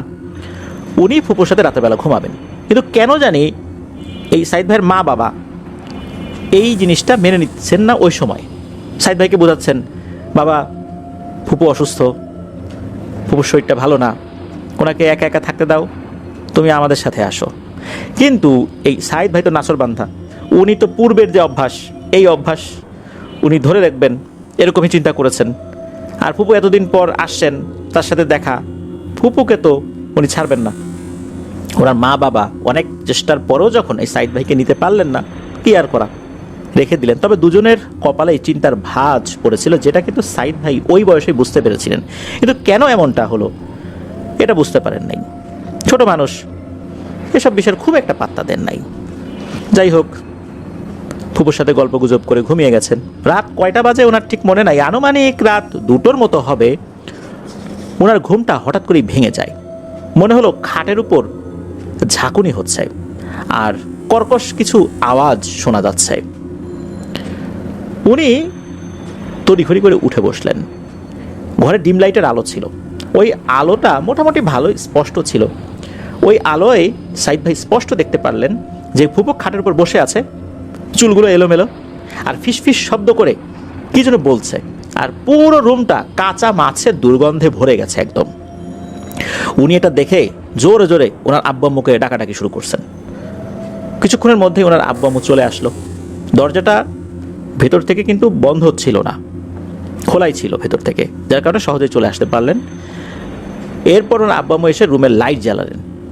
লাইট জ্বালানোর পর এই সাইদ ভাই যেটা দেখতে পারলেন, এটা দেখার জন্য উনি মোটেও প্রস্তুত ছিলেন না। উনি দেখেন যে ফুপু চুল এলোমেলো করে দিয়ে বসে আছে, তার চোখগুলো রক্তের মতো লাল, আর চোখগুলো এত বড় বড় করে উনি তাকিয়ে আছেন, মনে হচ্ছে এখনই চোখ দুটো, চোখের যে কোটর, এই কোটর থেকে বেরিয়ে আসবে, এত বড় করে তাকিয়ে আছেন, এত ভয়ঙ্কর দৃষ্টি নিয়ে তাকিয়ে আছেন। সাইদ ভাইয়ের আব্বু এসেই ফুপুর পাশ থেকে এক হ্যাঁচকা টান দিয়ে সাইদ ভাইকে সরিয়ে নেন। সাইদ ভাইয়ের আব্বু বললেন যে ভয় পেও না বাবা, তোমার ফুপুর কিছু সমস্যা আছে, এই জন্যই উনি অসুস্থ, এই জন্য আমাদের বাসায় আসছেন ট্রিটমেন্টের জন্য, আর এই কারণেই তোমাকে ঘুমোতে নিষেধ করেছিলাম, তুমি আসো, কোনো সমস্যা নেই। সাইদ ভাইকে তো সরিয়ে দিলেন। এরপর সাইদ ভাইয়ের আব্বু অন্যান্য যারা পুরুষ সদস্য ছিলেন তাদেরকে ডাকলেন, তারাও আসলো। তারা আসার পরও একই দৃশ্য দেখলো যে একই রকমভাবে ভয়ঙ্কর দৃষ্টি নিয়ে সকলের দিকে তাকিয়ে আছে ফুপু, আর বিড়বিড় করে কি যেন পড়ছে, মাঝে মাঝে উদ্ভট রকমের অঙ্গভঙ্গিও করছে। সাইদ ভাই পরে জানতে পারলেন এই সমস্যাটা নাকি আরও 2 সপ্তাহ আগে থেকেই শুরু হয়েছে। আশেপাশে যে সমস্ত কবিরাজ ছিল তারা ট্রিটমেন্ট করেছে, কিন্তু কোনো লাভ হয় নাই। মূলত ভালো চিকিৎসার জন্যই ফুপু এই বাড়িতে এসেছেন 4 দিন ধরে। উনি তো নানার বাড়িতে ছিলেন, যার কারণে উনি বুঝতে পারেন নাই। এদিকে সাইদ ভাই ভয় পেতে পারেন, উনি ছোট মানুষ ছিলেন, তাই ওনাকে এই বিষয়ে বিস্তারিত কিছু জানানো হয়নি। যাই হোক, ওই রাত্রে এখন দাদা চাচা যারা আসছেন, এখন কি করবেন এত রাতের বেলা? এত রাতের বেলা কবিরাজ কোথায় পাবেন? রাত তখন 2টোরও বেশি বাজে, সারা রাত তো এভাবেই কাটাতে হবে। এই চিন্তা করছেন, এর ভিতরে ঘটে যায় আর একটা ব্যাপার। সেটা হলো যখনই সাইদ ভাইয়ের দাদা ফুপুর সামনে আয়াতুল কুরসি পাঠ করা শুরু করেছেন, তখনই ফুপু অকথ্য ভাষায় দাদা সহ সবাইকে গালিগালাজ শুরু করেছেন। আয়াতুল কুরসি পাঠ করতে গেলে ফুপু দাদার গলা টিপে ধরতে আসে। এসব দেখে সাইদ ভাই তো ভয়ে অজ্ঞান হবার উপক্রম। এভাবে আরও অনেকক্ষণ চলতে থাকে। ফজর আজানের পর ফুপু অজ্ঞান হয়ে মাটিতে লুটিয়ে পড়ে। ওই রাত্রে কেউই 2 চোখের পাতা এক করতে পারেনি, কারোরই ঘুম হয় না। আর পরের দিন সকালবেলা সাইদ ভাইয়ের দাদা ভালো একজন কবিরাজের উদ্দেশ্যে রওনা হলেন, আর দুপুর 12টার দিকে এক মধ্যবয়সী লোককে সাথে করে ওনাদের বাড়িতে এসে উপস্থিত হলেন। ফুপু তখন গভীর ঘুমে আচ্ছন্ন, সারা রাত তো ঘুমাতে পারেন নাই ফুপু, পোজেসড অবস্থায় ছিলেন, সকাল থেকে উনি ঘুমাচ্ছেন। কবিরাজ যেই না ফুপুর রুমে প্রবেশ করলো, ফুপু কিন্তু গভীর ঘুমে আচ্ছন্ন ছিলেন। কি হলো, হঠাৎ করে ফুপু ঘুম থেকে সোজা উঠে বসলো। মনে হলো উনি ঘুমের ভান করে পড়েছিলেন, উনি সব বুঝতে পারছিলেন। সোজা উঠেই বিকট শব্দে হাসাহাসি শুরু করলেন, আর কবিরাজকে এক পলক দেখেই কবিরাজের নাম ধরে বলতে লাগলো, কিরে আবু সালেহ, তুই এখানে কেন? কবিরাজ আবার বলে উঠে, তুই আমার নাম জানিস, আমার নাম ধরে বললি, তুই চিন্তা করছিস কি? তুই আমার নাম ধরে ডাকলি দেখে আমি ভয় পেয়ে গেছি? এটা যদি ভেবে থাকিস তাহলে তোর ধারণা সম্পূর্ণ ভুল। এই কথা বলার পর কবিরাজ ফুপুর পাশে এসে দাঁড়িয়ে তার সাথে থাকা ব্যাগ থেকে কিছু একটা বের করেন। এটা মনে হলো যে গাছের শুকনো পাতা। এরপর একটা বোতল থেকে একটু পানি বের করলেন, সেগুলো একত্রে মিশিয়ে কি যেন পরে ফুপুর হাতের তালু এবং মাথায় দিয়ে দিলেন। ফুপু কিন্তু তখনও বিকট শব্দে হাসাহাসি করছেই, কবিরাজকে তুচ্ছ তাচ্ছিল্য করে বিভিন্ন কথা বলছে। কবিরাজ একটা পর্যায়ে এসে ফুপুর সাথে থাকা জিন, অর্থাৎ ফুপুর ভেতরে যে জিনটা ছিল তার সাথে কথা বলার চেষ্টা করে, কিন্তু কিছুতেই ওই জিনটা ওই কবিরাজের সাথে কথা বলতে চায় না। কি উদ্দেশ্যে এসেছে, কি আশয় বিষয় কিছুই বলতে চায় না। জিন কোনোভাবেই আসল কথা বলে না, খালি কবিরাজকে তুচ্ছ তাচ্ছিল্য করে কথাবার্তা বলে, গালিগালাজ করে। তবে একটা কথা বারবার কবিরাজকে উদ্দেশ্য করে ওই জিনটা বলছিল যে, তুই যদি আমার পথের কাঁটা হতে চাস তাহলে তুই তোর জীবন হারাবি। এই কথাই বারবার বলছিল। কবিরাজ উনি ওসবের পাত্তা না দিয়ে উনি ওনার মতো করে রুকিয়া করেই যাচ্ছিলেন। একটা পর্যায়ে এসে অবশ্য ফুপুর শরীর থেকে ওই জিনটাকে বের করতে সক্ষম হন। কবিরাজ যাওয়ার সময় বলে যান যে ফুপুকে আরও ভালো এবং অভিজ্ঞ কোনো আলেম বা রাকিকে দেখাতে হবে। আপাতত উনি যেই কাজটা করেছেন এটা এ পর্যন্ত ঠিক আছে, তবে এটা সমাধান নয়। উনি ওই বাড়িটা বন্ধ করে দেন, এরপর উনি চলে যান। পরিবারের ভিতর কিন্তু আতঙ্ক থেকেই গেল। এরপর 2টা দিন তেমন কোনো সমস্যা হয় নাই, কিন্তু ওই রাতের পর থেকে, যেই রাত্রে ফুপুকে ওই ভয়ঙ্কর অবস্থায় দেখেছিলেন, এরপর থেকে কিন্তু এই সাইদ ভাই ফুপুর সাথে ঘুমানোর আর সাহস করেন নাই। আর এরপর থেকে কোনো রাতেই খুব একটা ভালো ঘুম ওনাদের কারোরই হচ্ছিল না। 6 দিনের মাথায় আবার শুরু হলো আর একটা সমস্যা। ওই দিন বিকেলবেলা দেখা গেল ফুপু ফ্রিজে রাখা কাঁচা মাছ মাংস খাওয়া শুরু করেছে। মাছগুলো ফ্রোজেন অবস্থায় রয়েছে, বরফের মতো শক্ত হয়ে আছে। ওইটার উপরে কামড় দিয়ে উনি খাবার চেষ্টা করছেন আর বলছেন, কতদিন খাই না রে, কতদিন খাই না এগুলা, এই বলে এগুলো খাওয়ার চেষ্টা করছেন। সাইদ ভাইয়ের আম্মু রান্নাঘর থেকে এসে দেখে ফুপুর এই অবস্থা, উনি এই কাণ্ড করছেন। উনি তো চিৎকার চেঁচামেচি শুরু করেছেন। ওনার চিৎকারে অন্য সদস্যরা চলে আসছেন, তারাও এসে দেখেন এই কাণ্ড। এই অবস্থায় ফুপু কী করেন, উনি ওই মাছ মাংস যেটা উনি হাতে রেখেছিলেন আর কি, ওইগুলো নিয়ে উনি মূলত যেই ঘরটাতে থাকতেন আর কি, ওনাকে যেই ঘরটাতে থাকার জন্য দেওয়া হয়েছিল ওই সময়, ওই ঘরে ঢুকে গিয়ে দরজা লাগিয়ে দেন। অন্য সদস্যরা দরজার উপরে নক করছেন, এই খোলো খোলো, কিন্তু ভেতর থেকে ভয়ঙ্কর আওয়াজে বলতে থাকে, খবরদার আমাকে বিরক্ত করবি না তোরা, আমি এখন এগুলো চিবিয়ে চিবিয়ে খাবো, আর যদি আমাকে বেশি বিরক্ত করিস তোদেরকেও কিন্তু চিবিয়ে চিবিয়ে খাবো। এরকম বিভিন্ন ধরনের কথাবার্তা বলছে। কেউ আর ভয়ে ফুপুকে ডাকার জন্য সাহস করছে না। সন্ধ্যার কিছুক্ষণ পর সাইদ ভাইয়ের আব্বু আসে। তো এরপর ওনার আব্বুকে পরিবারের অন্য সদস্যরা যখন সব কিছু খুলে বলেন, তখন ওনারা সবাই মিলে একটা সিদ্ধান্ত নিলেন যে এবার এমন কিছু করতে হবে যাতে করে এটার স্থায়ী সমাধান হয়। প্রতিনিয়তই তো ফুপুর অবস্থা আরও খারাপ হচ্ছে। কাঁচা মাছ মাংস তো আগে কখনো খায় নাই, এখন তো এগুলো খাওয়া শুরু করেছে। তার মানে হচ্ছে অবস্থা দিনকে দিন আরও ভয়াবহ হচ্ছে। এতদিন তো অনেক কবিরাজি দেখাইলাম, কাজ তো হয় না, স্থায়ী কোনো সমাধান তো হচ্ছে না। কি করা যায়, কি করা যায়? স্থায়ী সমাধানের দিকে ওনারা যাওয়ার চেষ্টা করছেন। এই জন্য টুকটাক ঝাড়ফুঁক ওইভাবে ওনারা করাচ্ছিলেন না, কেননা ওতে কোনো সমাধান হয় না। যতবার করানো হচ্ছে এরপরের অবস্থা আরও খারাপ হয়, কয়েকদিন ভালো থাকে আরও খারাপ হয়। এইভাবেই 1টা মাস পার হয়ে যায়, সমস্যার কোনো কুল কিনারা হচ্ছে না। এই 1 মাসে পরিবারের লোকদের রাতের ঘুমিয়ে কী জিনিস, এটা ওনারা খুব ভালোই টের পেয়েছেন, কারণ কেউই ঠিক মতো রাতে ঘুমাতে পারতেন না। এভাবে তো চললো বেশ কিছুদিন। এরপর ওনাদের বাড়ি থেকে বেশ কিছুটা দূরে ইট ভাটা আছে, এই ইট ভাটার ওই দিকটাতে একটা কবিরাজ বাস করত। তো ওই কবিরাজের কাছে গিয়ে যখন এই সমস্যার কথা বলা হয়, এরপর উনি পরের দিন আসার জন্য রাজি হন। উনি বলে দেন ওনার কিছু জিনিস লাগবে, আগরবাতি, 6টা মোমবাতি, একটা লাল গামছা, কুরবানি হয়েছে এমন একটি পশুর হাড়, কচি বেলপাতা, আরও কিছু জিনিস। সব কিছু জোগাড় করলেও একটা জিনিস জোগাড় করতে খুব কষ্ট হয়েছিল, সেটা হলো কুরবানির পশুর হাড়। কারণ হচ্ছে এই ঘটনা যখন ঘটা শুরু হয়েছে তার থেকে 7-8 মাস আগে কুরবানি চলে গেছে।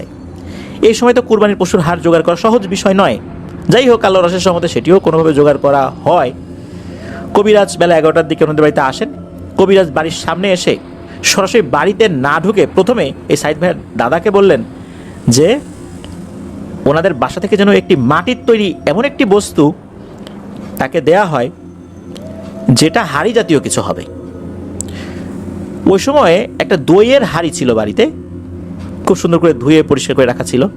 তো ওই জিনিসটা এনে দেওয়া হলো, ওটার মধ্যে পানি দেওয়া হয়েছিল। তো পানি সমেত ওই হাড়িটা কবিরাজের হাতে দেওয়া হয়। ওই সময় কবিরাজ বেশ কিছু দোয়া দুরুদ পরে ওই পানির মধ্যে ফু দেন। ফু দেওয়ার পর বাড়ির মেইন যে দরজা এটাই ছিটিয়ে দেন। এরপর উনি ঘরে প্রবেশ করেন। এরপর কবিরাজ দাদাকে বলে ওঠেন যে এই বাড়িতে নাপাক এবং খুবই দুষ্টু জিনের অবস্থান রয়েছে। এরপর কবিরাজ একটা বৃত্ত আঁকেন, আর ওই বৃত্তের মধ্যে কবিরাজের যে সমস্ত চাহিদাগুলো ছিল, যে উপকরণগুলোর কথা উনি বলেছিলেন, সেগুলো ওখানে রাখা হয়। কবিরাজ এগুলো দিয়ে একটা আসন তৈরি করেন। তো কবিরাজ কিন্তু উনি বাইরে আছেন, ফুপুর সাথে দেখা হয় নাই, কিন্তু ফুপু ঘরের মধ্যে চিৎকার করে গালিগালা শুরু করেছে, আর ঘরের ভিতর সব জিনিস ভাঙচুর করা শুরু করেছে। সব কিছু রেডি হয়ে যাওয়ার পর কবিরাজ এক পর্যায়ে বলেন যে যান, তাকে নিয়ে আসেন।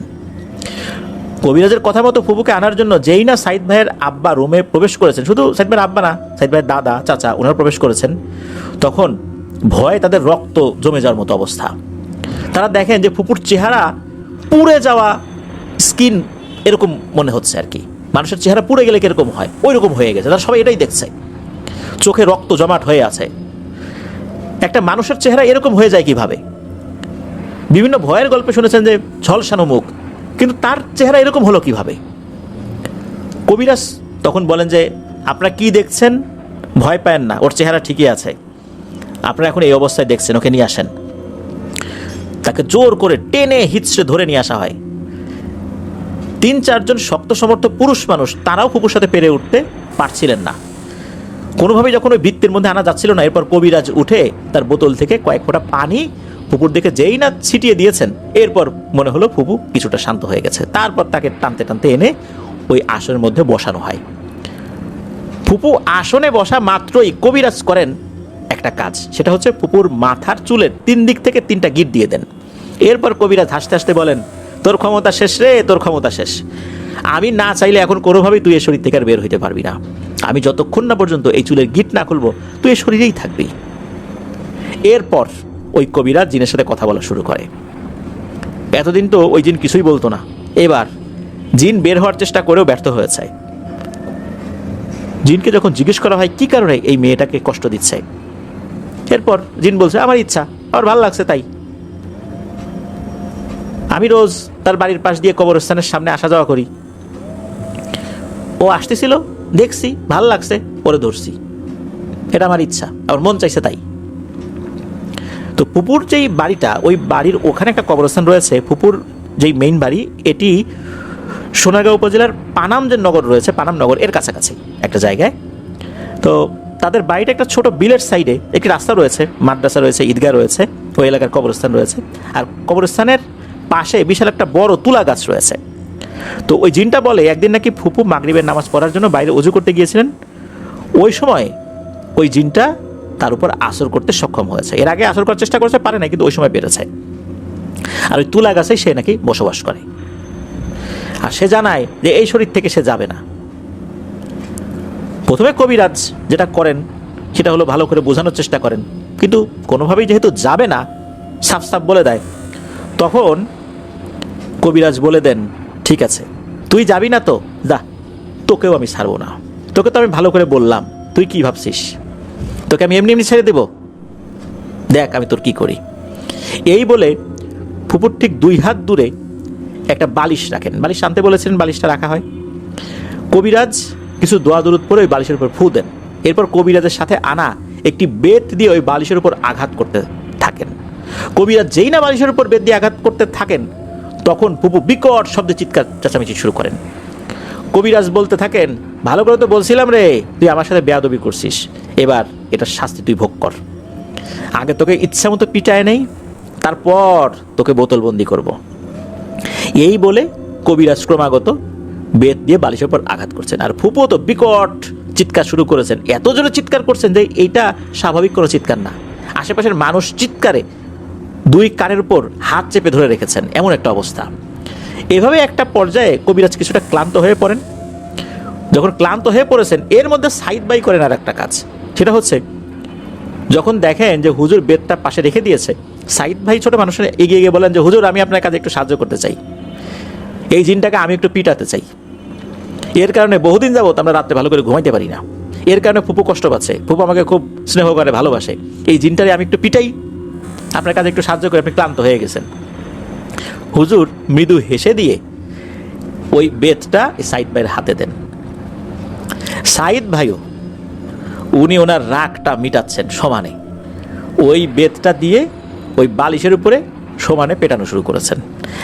আর ওই যে পেটানো, এর কারণে ফুপু আবারও চিৎকার চেঁচামেচি শুরু করেছেন। সাইদ ভাই তো ছোট মানুষ, 15-20টা বালিশের উপরে আঘাত করার পর উনিও ক্লান্ত হয়ে পড়েছেন। তখন এই সাইদ ভাইয়ের আম্মু যে কাজটি করেন সেটা হচ্ছে যে ওই বালিশটা ওখান থেকে নিয়ে পাশের রুমে রেখে দেন। হুজুর সেটা বলেছিলেন রেখে দেওয়ার জন্য। তো এরপর তো সাইদ ভাইকে ওখান থেকে নিয়ে গেছেন, কারণ সাইদ ভাইয়ের ভিতরে প্রচণ্ড রাগ ছিল যে ফুপুকে কষ্ট দিচ্ছে, সারা রাত তাকেও ঘুমাইতে দেয় না, ওনারাও ঘুমাইতে পারেন না। এই জিনের উপর প্রচণ্ড রাগ তার। তো সাইদ ভাইকেও পাশ থেকে নিয়ে গেছে ওনার আম্মু। এরপর আর ওনাকে ঢুকতে দেয় নাই। এরপরে কি হয়েছে এটা সাইদ ভাইয়ের আব্বু আম্মুর কাছ থেকে সাইদ ভাই পরবর্তীতে শুনেছিলেন যে এরপরেও কিন্তু ওই কবিরাজ যখন জিনের সাথে কথা বলে, কবিরাজ বলে যাবে না, সম্ভব না, সে যাবেই না। উল্টো কবিরাজকে হুমকি দিচ্ছে যে এখান থেকে যদি একবার সে ছুটতে পারে তাহলে সেটাই নাকি কবিরাজের জীবনের শেষ সময় হবে।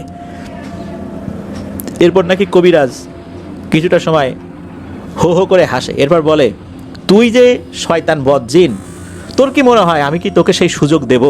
সেই সুযোগ তো তুই কখনোই পাবি না রে। এরপর কবিরাজ বলে, তোকে আমি অনেক সুযোগ দিছি, তুই তো আমার কথা শুনলি না, এবার আর তোকে কোনো সুযোগ দেয়া হবে না। এরপর কবিরাজ কি করেন, তার ব্যাগ থেকে একটি কাচের বোতল বের করেন। অনেকক্ষণ নাকি ওই বোতলের উপরে উনি বিভিন্ন ধরনের দোয়া দরুদ পরে ফু দিচ্ছিলেন। এরপর ফুপুর মাথায় যে 3টা গিট দিয়ে রেখেছিলেন, চুলের বেনি প্রথমে কয়েকটা করা হয়েছিল আর কি, 3-4টা বা 3টা বেনি করা হয়েছিল, যেটা এই সাইদ ভাইয়ের আম্মুকে বলেছিলেন করতে। উনি দ্রুত চুলের বেনি করে ফেলেছিলেন। ওই বেনির মাথায় বা 3টা গিট দিয়েছিল, উনি এই 2টা বেনির গিট খুলে দিয়েছেন। এরপর একটি লাল গামছা দিয়ে ফুপুর নাক মুখ বাদে শরীরের অন্য অংশটা ঢেকে দেওয়ার চেষ্টা করে, মানে যতটুকু ঢাকা যায়। এরপর একটি বোতল থেকে কিছু পানি নিয়ে কাচের বোতলটা ওই পানিতে কিছুটা সময় ভিজিয়ে রাখেন, যতটুকু ভেজানো যায় আর কি। তারপর সেখান থেকে আরেকটু পানি ফুপুর চোখে এবং নাকে ছিটিয়ে দেওয়া হয়। এরপর ফুপুর শরীরে মনে হলো খিঁচুনি শুরু হয়ে গেছে। তখন কবিরাজ এই কাচের বোতলটা, উনি এই কাচের বোতলের মুখটা খুলে রেখেছেন। যখনই নাকি এই কাচের বোতলটা ফুপুর নাকের কাছে ধরেছেন, তখন ঘটে এক ভয়ঙ্কর ঘটনা। দেখা গেল ফুপুর নাকের ভেতর দিয়ে কালো একটা ধোঁয়া বের হলো এবং এই ধোঁয়াটা সোজা কুণ্ডলি পাকিয়ে ওই বোতলের মধ্যে প্রবেশ করলো। সাথে সাথে ফুপু অজ্ঞান হয়ে পড়ে।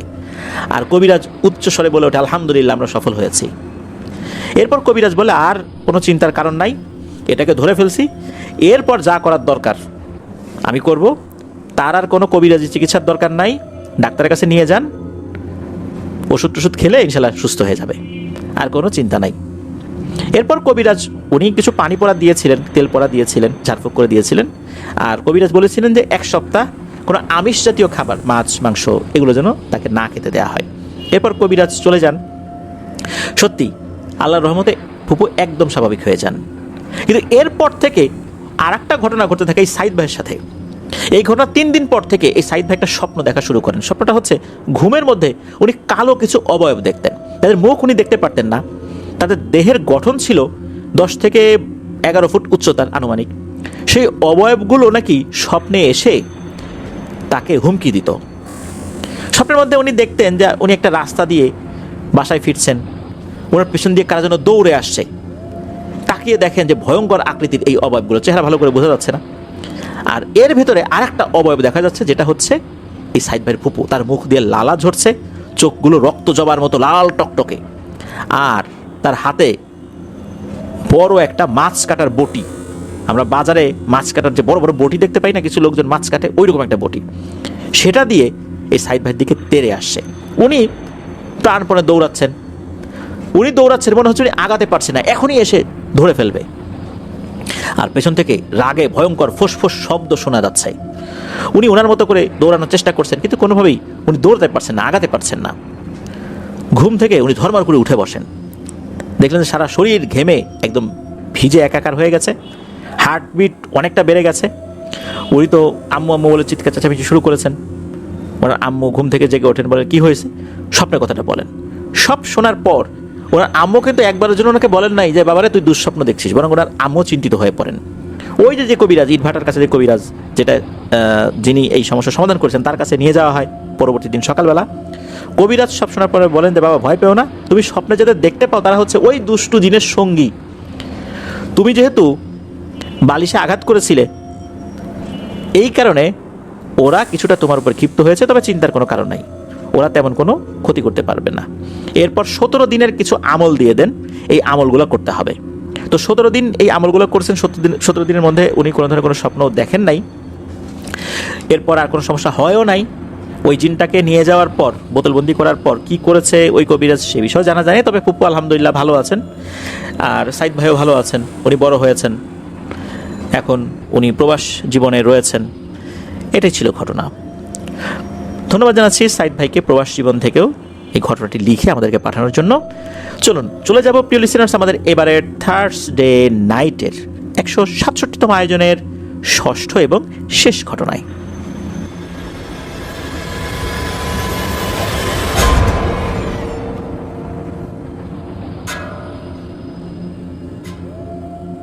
প্রিয় লিসেনার্স, ফিরে এলাম আমাদের এবারের থার্সডে নাইটের 167তম আয়োজনের ষষ্ঠ এবং শেষ ঘটনায়। এই ঘটনার মাধ্যম দিয়ে আজকের এপিসোডের সমাপ্তি ঘটছে। আর মনে আছে তো, আগামীকাল ফ্রাইডে স্পেশাল এপিসোড। আর এই এপিসোডে আমার দুটি ঘটনা সহ আপনাদের সকলের প্রিয় বেশ কয়েকজন ঘটনা সংগ্রাহকের ঘটনা থাকছে।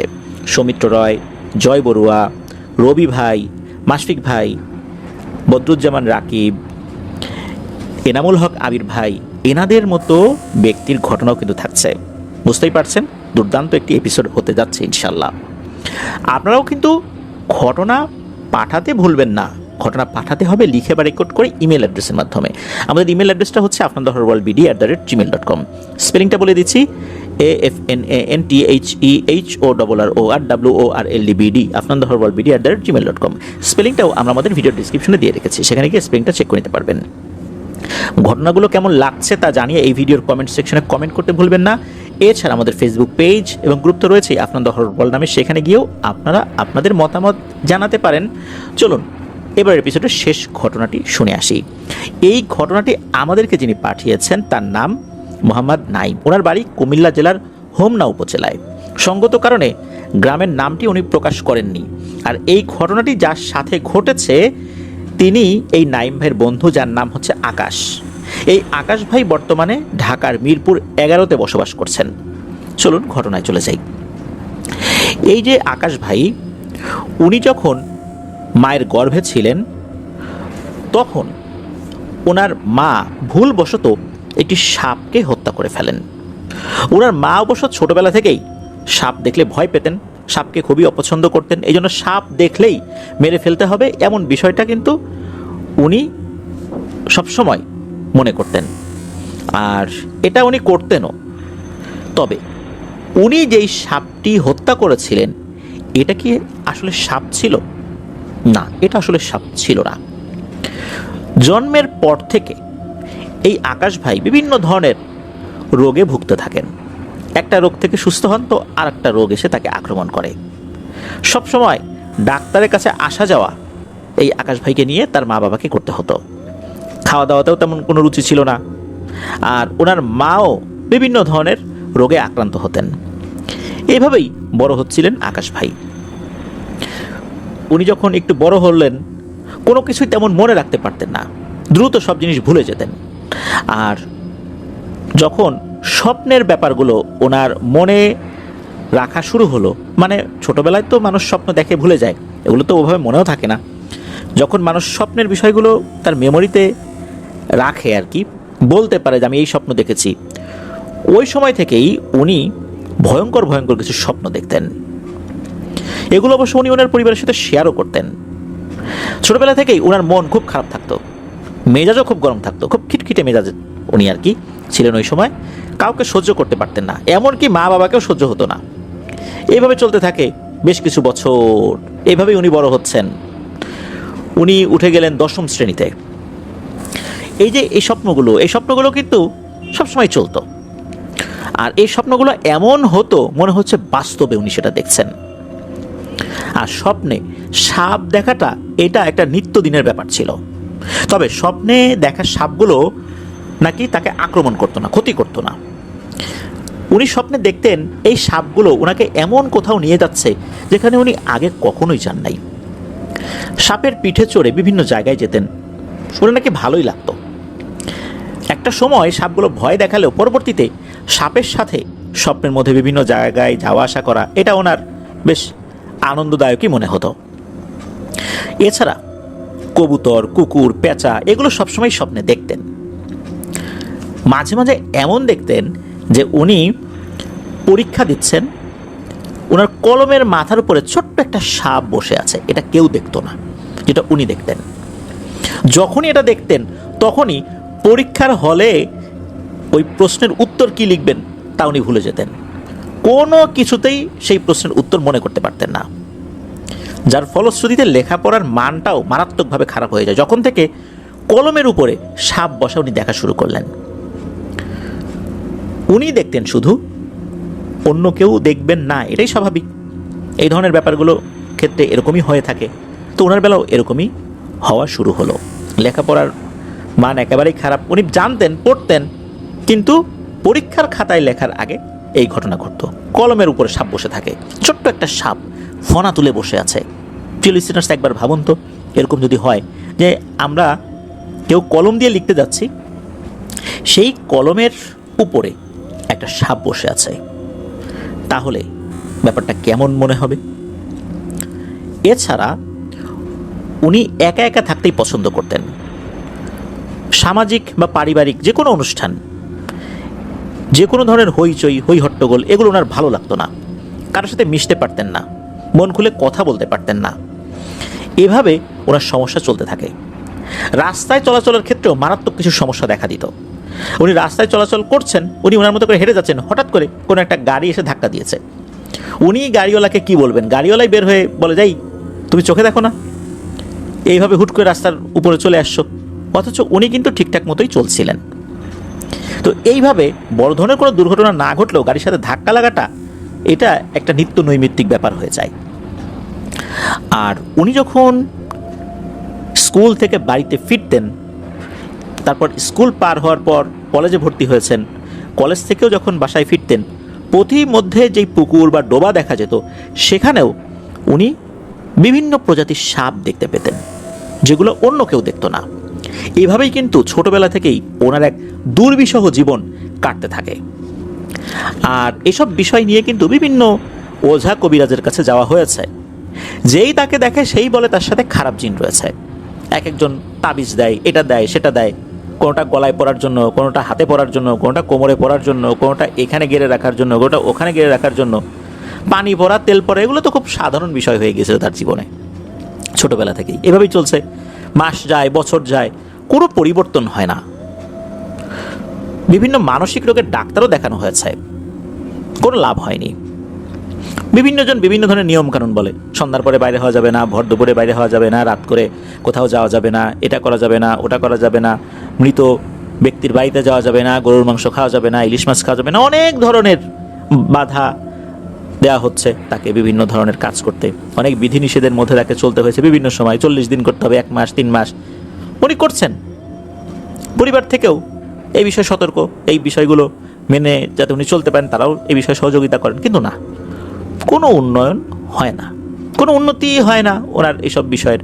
শারীরিক দুর্বলতা, মেজাজ খিটখিটে থাকা, কারোর সাথে মিশতে না পারা, এই বিষয়গুলো কোনোভাবেই বাদ দেয়া যাচ্ছিল না, চলছিল এভাবেই। কিন্তু এভাবে একটা মানুষের জীবন কি চলতে পারে? তারপরেও কিন্তু চলছিল। বিভিন্ন সময় বিভিন্ন হুজুর দেখানো হয়েছে, ওনাকে এক মাদ্রাসার হুজুর দেখানো হলো। সব সমস্যার কথা শুনে কিছু পানি পড়া, সরিষার তেল পড়া, 10টি কাচের প্লেটে কিছু দোয়া লিখে দেন, এগুলো ধুয়ে পানি পান করতে বলেন। এগুলো করার পর তার অবস্থা আরও বেশি খারাপের দিকে যেতে থাকে। এতদিন উনি অজ্ঞান হতেন না, কলেজে ভর্তি হওয়ার পর থেকে উনি মাঝে মাঝেই সেন্সলেস হয়ে যেতেন। তারপরে উনি অনেক কিছুই ভুলে যেতেন, এখন বলা জিনিস একটু পরেই ভুলে যেতেন। মাঝে মাঝে এমনভাবে অজ্ঞান হয়ে যেতেন, দেখে মনে হতো উনি মারা গেছেন, এমন একটা অবস্থা। এরপর এই আকাশ ভাইয়ের বড় ফুপার মাধ্যমে মিরপুরের এক কবিরাজের সন্ধান ওনারা পান। তো উনি দূর থেকেই নামের উপরে নাকি চিকিৎসা করতে পারেন। আসলে এই আকাশ ভাইয়ের সুস্থতার জন্য তার পরিবারের সদস্যরা এতটাই ব্যাকুল ছিল যে যে যেটাই বলতো সেটাই তারা মানার চেষ্টা করত। উনি বলে দেন 1 মাস ঘর থেকে বাইরে বের হওয়া যাবে না, সব কিছু বাসার ভিতরে, লেখাপড়া যাবতীয় যা কিছু সব বাসার ভিতরে থেকেই করতে হবে, কোনোভাবেই বাড়ির বাইরে হওয়া যাবে না। বাড়ির বাইরে বের তো হবেই না, যদি খুব একান্তই প্রয়োজন হয় বাড়ির ছাদে যাওয়া যেতে পারে সূর্যের আলো লাগানোর জন্য, এছাড়া না। তারপর মাটির হাঁড়ি দিয়েছেন, সেটা ভেঙে পানি পান করতে হবে, মানে প্রত্যেকটা মাটির হাঁড়ি একদিন ব্যবহার করে সেটা ভেঙে ফেলতে হবে, সেটা দিয়ে গোসল করতে হবে। সব কিছু করা হচ্ছে, কাজ হচ্ছে না। কবিরাজের সাথে যোগাযোগ করা হলে তিনি বলেন তিনি ওই জিনদেরকে আটকানোর চেষ্টা করেছেন, বোঝানোর চেষ্টা করেছেন, কিন্তু তারা নাকি কোনো কথাই শোনে না। উল্টো জিনেরাই নাকি ওই কবিরাজকে মারধর করে অসুস্থ করে ফেলেছে। এরপর কবিরাজ মহাশয় সাফ বলে দিলেন যে চিকিৎসা উনি করতে পারবেন না। অন্য আর এক কবিরাজের খোঁজ দিয়েছেন। ওই কবিরাজ নাকি আবার অগ্রিম টাকা ছাড়া কাজই করে না, কাজ না হলে টাকা ফেরত। তার দাবি ছিল নদীর 7 ঘাটের পানি লাগবে, যেই নদীতে সবার আগে জোয়ার আসে সেই নদীর পানি লাগবে, আর কিছু রক্ত জবা, আম পাতা একটি মাটির হাঁড়িতে ডুবিয়ে রাখতে হবে। তিনি দূর থেকে জিন দ্বারা সেই হাঁড়িতে ঝাড়ফুঁক করাবেন। এই সমস্ত কাজ করানোর পরও কোনো ধরনের কোনো উন্নতি হলো না। এরপর বিরক্ত হয়ে কিছুদিন চিকিৎসা বন্ধ করে রেখেছিলেন এই আকাশ ভাইয়ের পরিবার। একদিন ওনার খালু পুরান ঢাকার এক কবিরাজের সন্ধান পান। তার কাছে যাবার পর তিনি এই আকাশ ভাইকে দেখে হাসেন এবং আকাশ ভাইয়ের হাত দেখে বললেন যে উনি নাকি রূপ ধারণ করেন, অর্থাৎ আকাশ ভাই নাকি রূপ ধারণ করেন। ওই সময় নাকি আকাশ ভাইয়ের কোনো জ্ঞান ছিল না। ওখানে যাওয়ার পর উনি সেন্সলেস হয়ে যান। বড়দের মুখে শুনেছেন যে ওই কবিরাজ এক মহিলার উপর জিন হাজির করেছেন, আর ওই জিন এসে আকাশ ভাইয়ের হাত দেখে বলেন যে একে যে ধরেছে সে হচ্ছে জাদুকরি, যত চিকিৎসাই করা হোক না কেন সে জাদু করে চিকিৎসার সব কর্মকাণ্ড নস্যাৎ করে দেয়। এরপর সেই কবিরাজ কয়েকটি মোমবাতি জ্বালিয়ে একটি আরবি লেখা কাগজ পুড়িয়ে সেই যেই ধোঁয়াটা, ওই পুরানো সময় যে ধোঁয়াটা হয় সেটা আকাশ ভাইয়ের চোখে লাগানো হয়। 7টি নদীর মোহনা থেকে পানি আনতে বলা হয় গোসল করানোর জন্য। এভাবেই করতে করতে চলে যায় আরও কিছুদিন।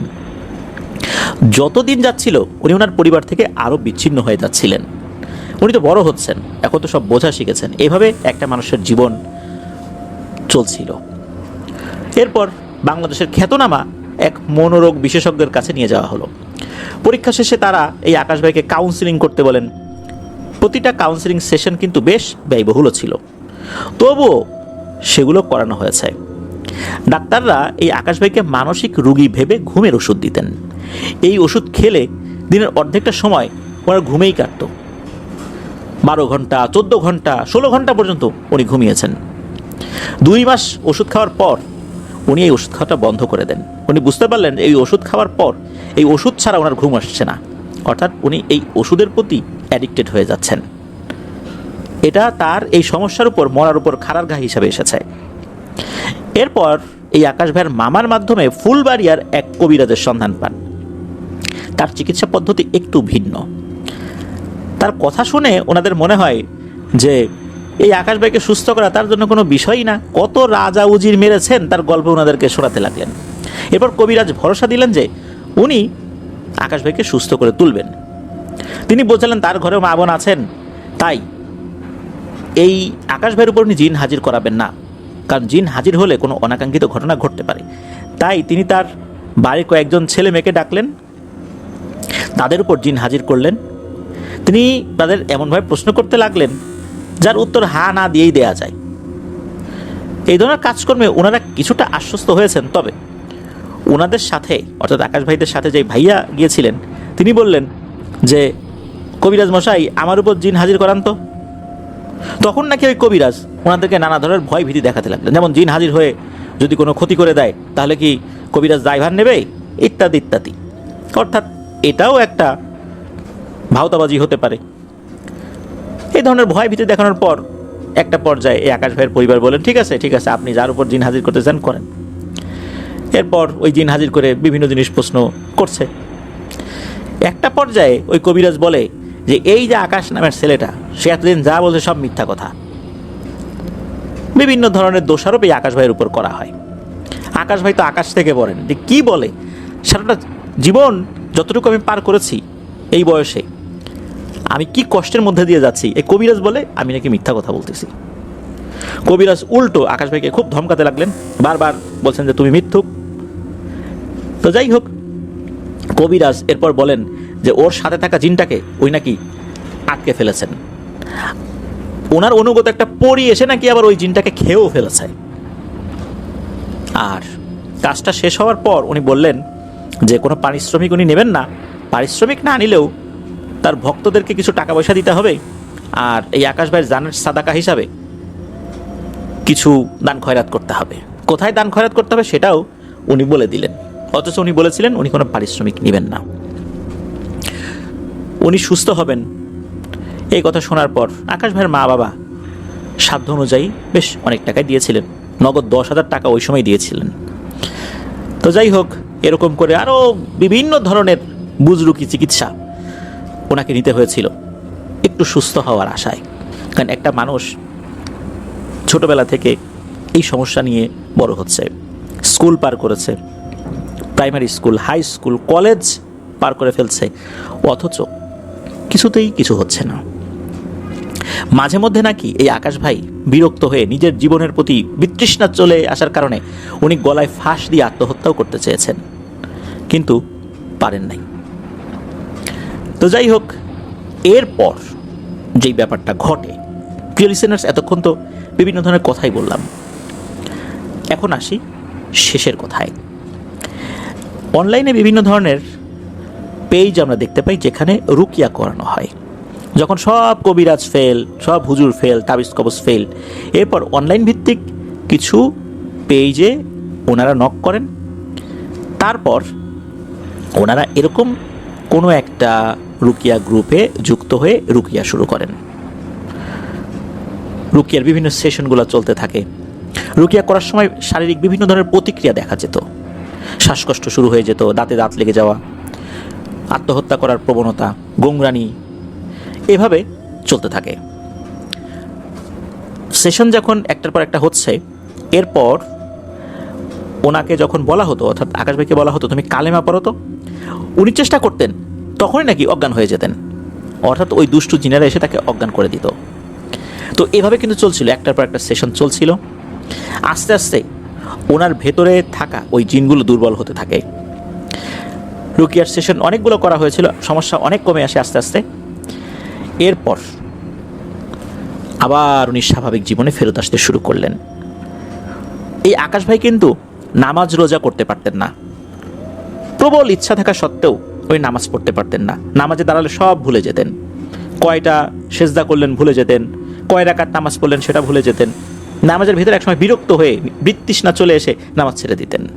রোজা করতে পারতেন না, রোজা রাখলেও এমন ক্ষুধা লাগতো, বা ভুলে খাবার খেয়ে ফেলতেন, ইচ্ছা করেও খাবার খেয়ে ফেলতেন, মানে এমন ভয়ঙ্কর ক্ষুধা মনে হতো উনি মারা যাবেন। তো এভাবেই জীবনের অনেকগুলো বছর উনি পার করে ফেলেছেন। আল্লাহর রহমতে শরিয়া সম্মত রুকিয়া নেয়ার পর উনি স্বাভাবিক জীবনে ফেরত আসতে থাকেন।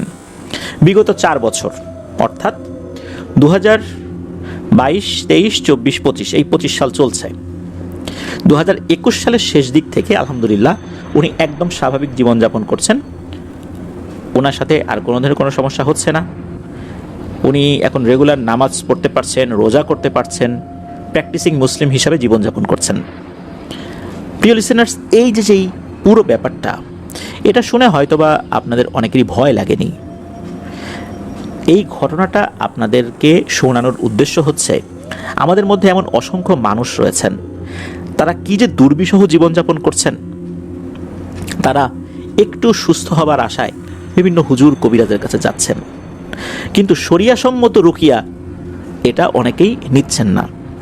হুজুর কবিরাজের কাছে যাওয়ার পর প্রথম কয়েকদিন একটু ভালো থাকে, আবার শুরু হয় সমস্যা। যখনই হুজুর কবিরাজরা এই ধরনের ট্রিটমেন্ট করেন, ফাইনালি ভালো হয় না, তখন আবার আরেকজন হুজুর কবিরাজের কাছে অনেকেই যান। ঠিক একই ব্যাপার, সপ্তাহখানেক ভালো থাকে বা মাসখানেক ভালো থাকে, আবার শুরু হয় সমস্যা। শরিয়াসম্মত রুকিয়ার পদ্ধতিগুলো একটু আলাদা। এটা স্বাভাবিক যেই আমরা পদ্ধতিগুলো দেখি, তাবিজ কবজ এটা সেটা, এখানে এটা গাড়তে হবে, ওখানে ওটা গাড়তে হবে, বিষয়গুলো এরকম হয় না। কোরআন সুন্নাহ অনুযায়ী যেই ধরনের পদ্ধতি আছে সেগুলোই ফলো করা হয়। তো আমি এই ঘটনাটা শোনার মাধ্যম দিয়ে আপনাদের কাছে এই পরামর্শই দিব, সেটা হচ্ছে যে এই ধরনের সমস্যা যাদের আছে তারা শরিয়াসম্মত রুকিয়াগুলা আপনারা করাবেন। এখন অনলাইন ভিত্তিক অনেক রুকিয়া সেন্টারগুলো রয়েছে, সেখানে আপনারা রুকিয়া করাতে পারেন। তবে আমরা বিনীতভাবে অনুরোধ করছি, আমাদের কাছে কোনো রুকিয়া সেন্টার বা কোনো হুজুরের নাম আপনারা চাইবেন না, কারণ এগুলো আমরা আসলে দিতে অপারগ। কেন অপারগ এই বিষয়গুলো আমরা বলেছি, কারণ রুকিয়ার সেশনগুলো যারা করান তাদেরকে একটা সম্মানই দিতে হয়। আমরা যখন কাউকে রেফার করব, তখন দেখা যাবে যে তার ওই চিকিৎসাটা কাজে লাগে নাই, বা তার ওই চিকিৎসার পদ্ধতিটা কোনো মানুষের পছন্দ হয় নাই। কারণ তো এই ধরনের পদ্ধতিগুলোর সাথে অনেকেই পরিচিত নন, তারা তাবিজ কবজ বা অন্য যে পদ্ধতিগুলো সেগুলো দেখে শুনে নিয়ে অভ্যস্ত, যার কারণে আমরা এসব ঝামেলায় জড়াতে চাই না। আমাদের কাছে এই সংক্রান্ত বিষয়ে কেউ ইমেল করলেও রিপ্লাই পাবেন না, কেউ নক দিলেও রিপ্লাই পাবেন না। আপনাদের কাছে বিনীত অনুরোধ করব, অনলাইনে অসংখ্য অথেন্টিক রুকিয়া সংক্রান্ত পেজ গ্রুপ রয়েছে, আপনারা সেগুলোর সাথে যুক্ত হয়ে রেগুলার রুকিয়ার সেশনগুলো করার চেষ্টা করবেন। ইনশাল্লাহ আল্লাহ তাআলা চাহেন তো আপনারা সুস্থ হয়ে যাবেন। কারণ একটা জাদু কাটানোর জন্য অন্য জাদুর আশ্রয় নেওয়া যাবে না, সেটা যে লেভেলের রুগী হোক না কেন। আল্লাহ আমাদেরকে হেফাজত করুন, বোঝার তৌফিক দান করুন। প্রিয় লিসেনার্স, আমরা আকাশ ভাইয়ের ঘটনার মাধ্যম দিয়ে আরও একটি বিষয় কিন্তু জানতে পারলাম, সেটা হচ্ছে সাপ হত্যা করতে হবে, তবে বিশেষ কিছু ক্ষেত্রগুলোতে যদি মনে হয় এইখানে তো সাপ আসার কথা না, তারপর রাতের বেলা বা এই ধরনের কিছু সময়গুলোতে সাপ হত্যার ক্ষেত্রে অবশ্যই আমাদের বলা উচিত যে তুমি যদি জিন হয়ে থাকো চলে যাও। 3 বার বলার পরও যদি না যায়, বুঝে নিতে হবে এটা জিন নয়, এটা আসলেই সাপ। তখন ওই সাপের উপর শক্তি প্রয়োগ করা যেতে পারে। প্রিয় লিসেনার্স, এই ঘটনা থেকে আমরা দেখলাম যে মায়ের একটা ভুলের কারণে সন্তানের জীবন কি ভয়ঙ্কর রকমের দুর্বিষহ হয়ে গিয়েছিল। যারা এই ধরনের সমস্যায় পড়ে যান তারা জানেন জীবনটা কতটা কঠিন। আল্লাহ আমাদেরকে বিপদ আপদ থেকে হেফাজত করুন। ধন্যবাদ প্রিয় লিসেনার্স, যারা আমাদের সাথে যুক্ত হয়ে আজকের এপিসোডটি শুনলেন। ধন্যবাদ জানাচ্ছি তাদেরকে যারা ঘটনা পাঠিয়ে আমাদের এবারের এপিসোডটি সফল করেছেন। মহান আল্লাহ সুবহানাহু ওয়া তাআলার কাছে আমরা দোয়া করি যেন আল্লাহ তাআলা আমাদের এই পথচলাকে আরও অনেক দীর্ঘ করেন। আমরা সত্য ভয়ের ঘটনার মাধ্যম দিয়ে যেন সত্য ভয়ের ঘটনার যে আনন্দ রয়েছে, ভৌতিক আনন্দ, সেটা আপনাদেরকে দিতে পারি। আর শুধু ভৌতিক আনন্দ দেওয়াটাই আমাদের উদ্দেশ্য নয়, আমাদের আরও একটি উদ্দেশ্য রয়েছে, যে কিছু মেসেজ আপনাদের কাছে পৌঁছে দেয়া। আজকের এপিসোড থেকে বিদায় নিচ্ছি প্রিয় লিসেনার্স। আগামীকাল আমাদের ফ্রাইডে স্পেশাল এপিসোড শোনার আমন্ত্রণ জানিয়ে আজকের এপিসোডের সমাপ্তি ঘোষণা করছি। সবাই ভালো থাকবেন, সুস্থ থাকবেন, আমার জন্য দোয়া করবেন, আমার পরিবারের জন্য দোয়া করবেন, আপনাদের জন্য দোয়া রইল, আপনাদের পরিবারের প্রত্যেকের জন্য দোয়া রইল। মহান আল্লাহ সুবহানাহু ওয়া তাআলা আমাদেরকে ভালো রাখুন, সুস্থ রাখুন, নিরাপদে রাখুন, আফনান দহর ওয়ার্ল্ডের সাথে রাখুন। আসসালামু আলাইকুম।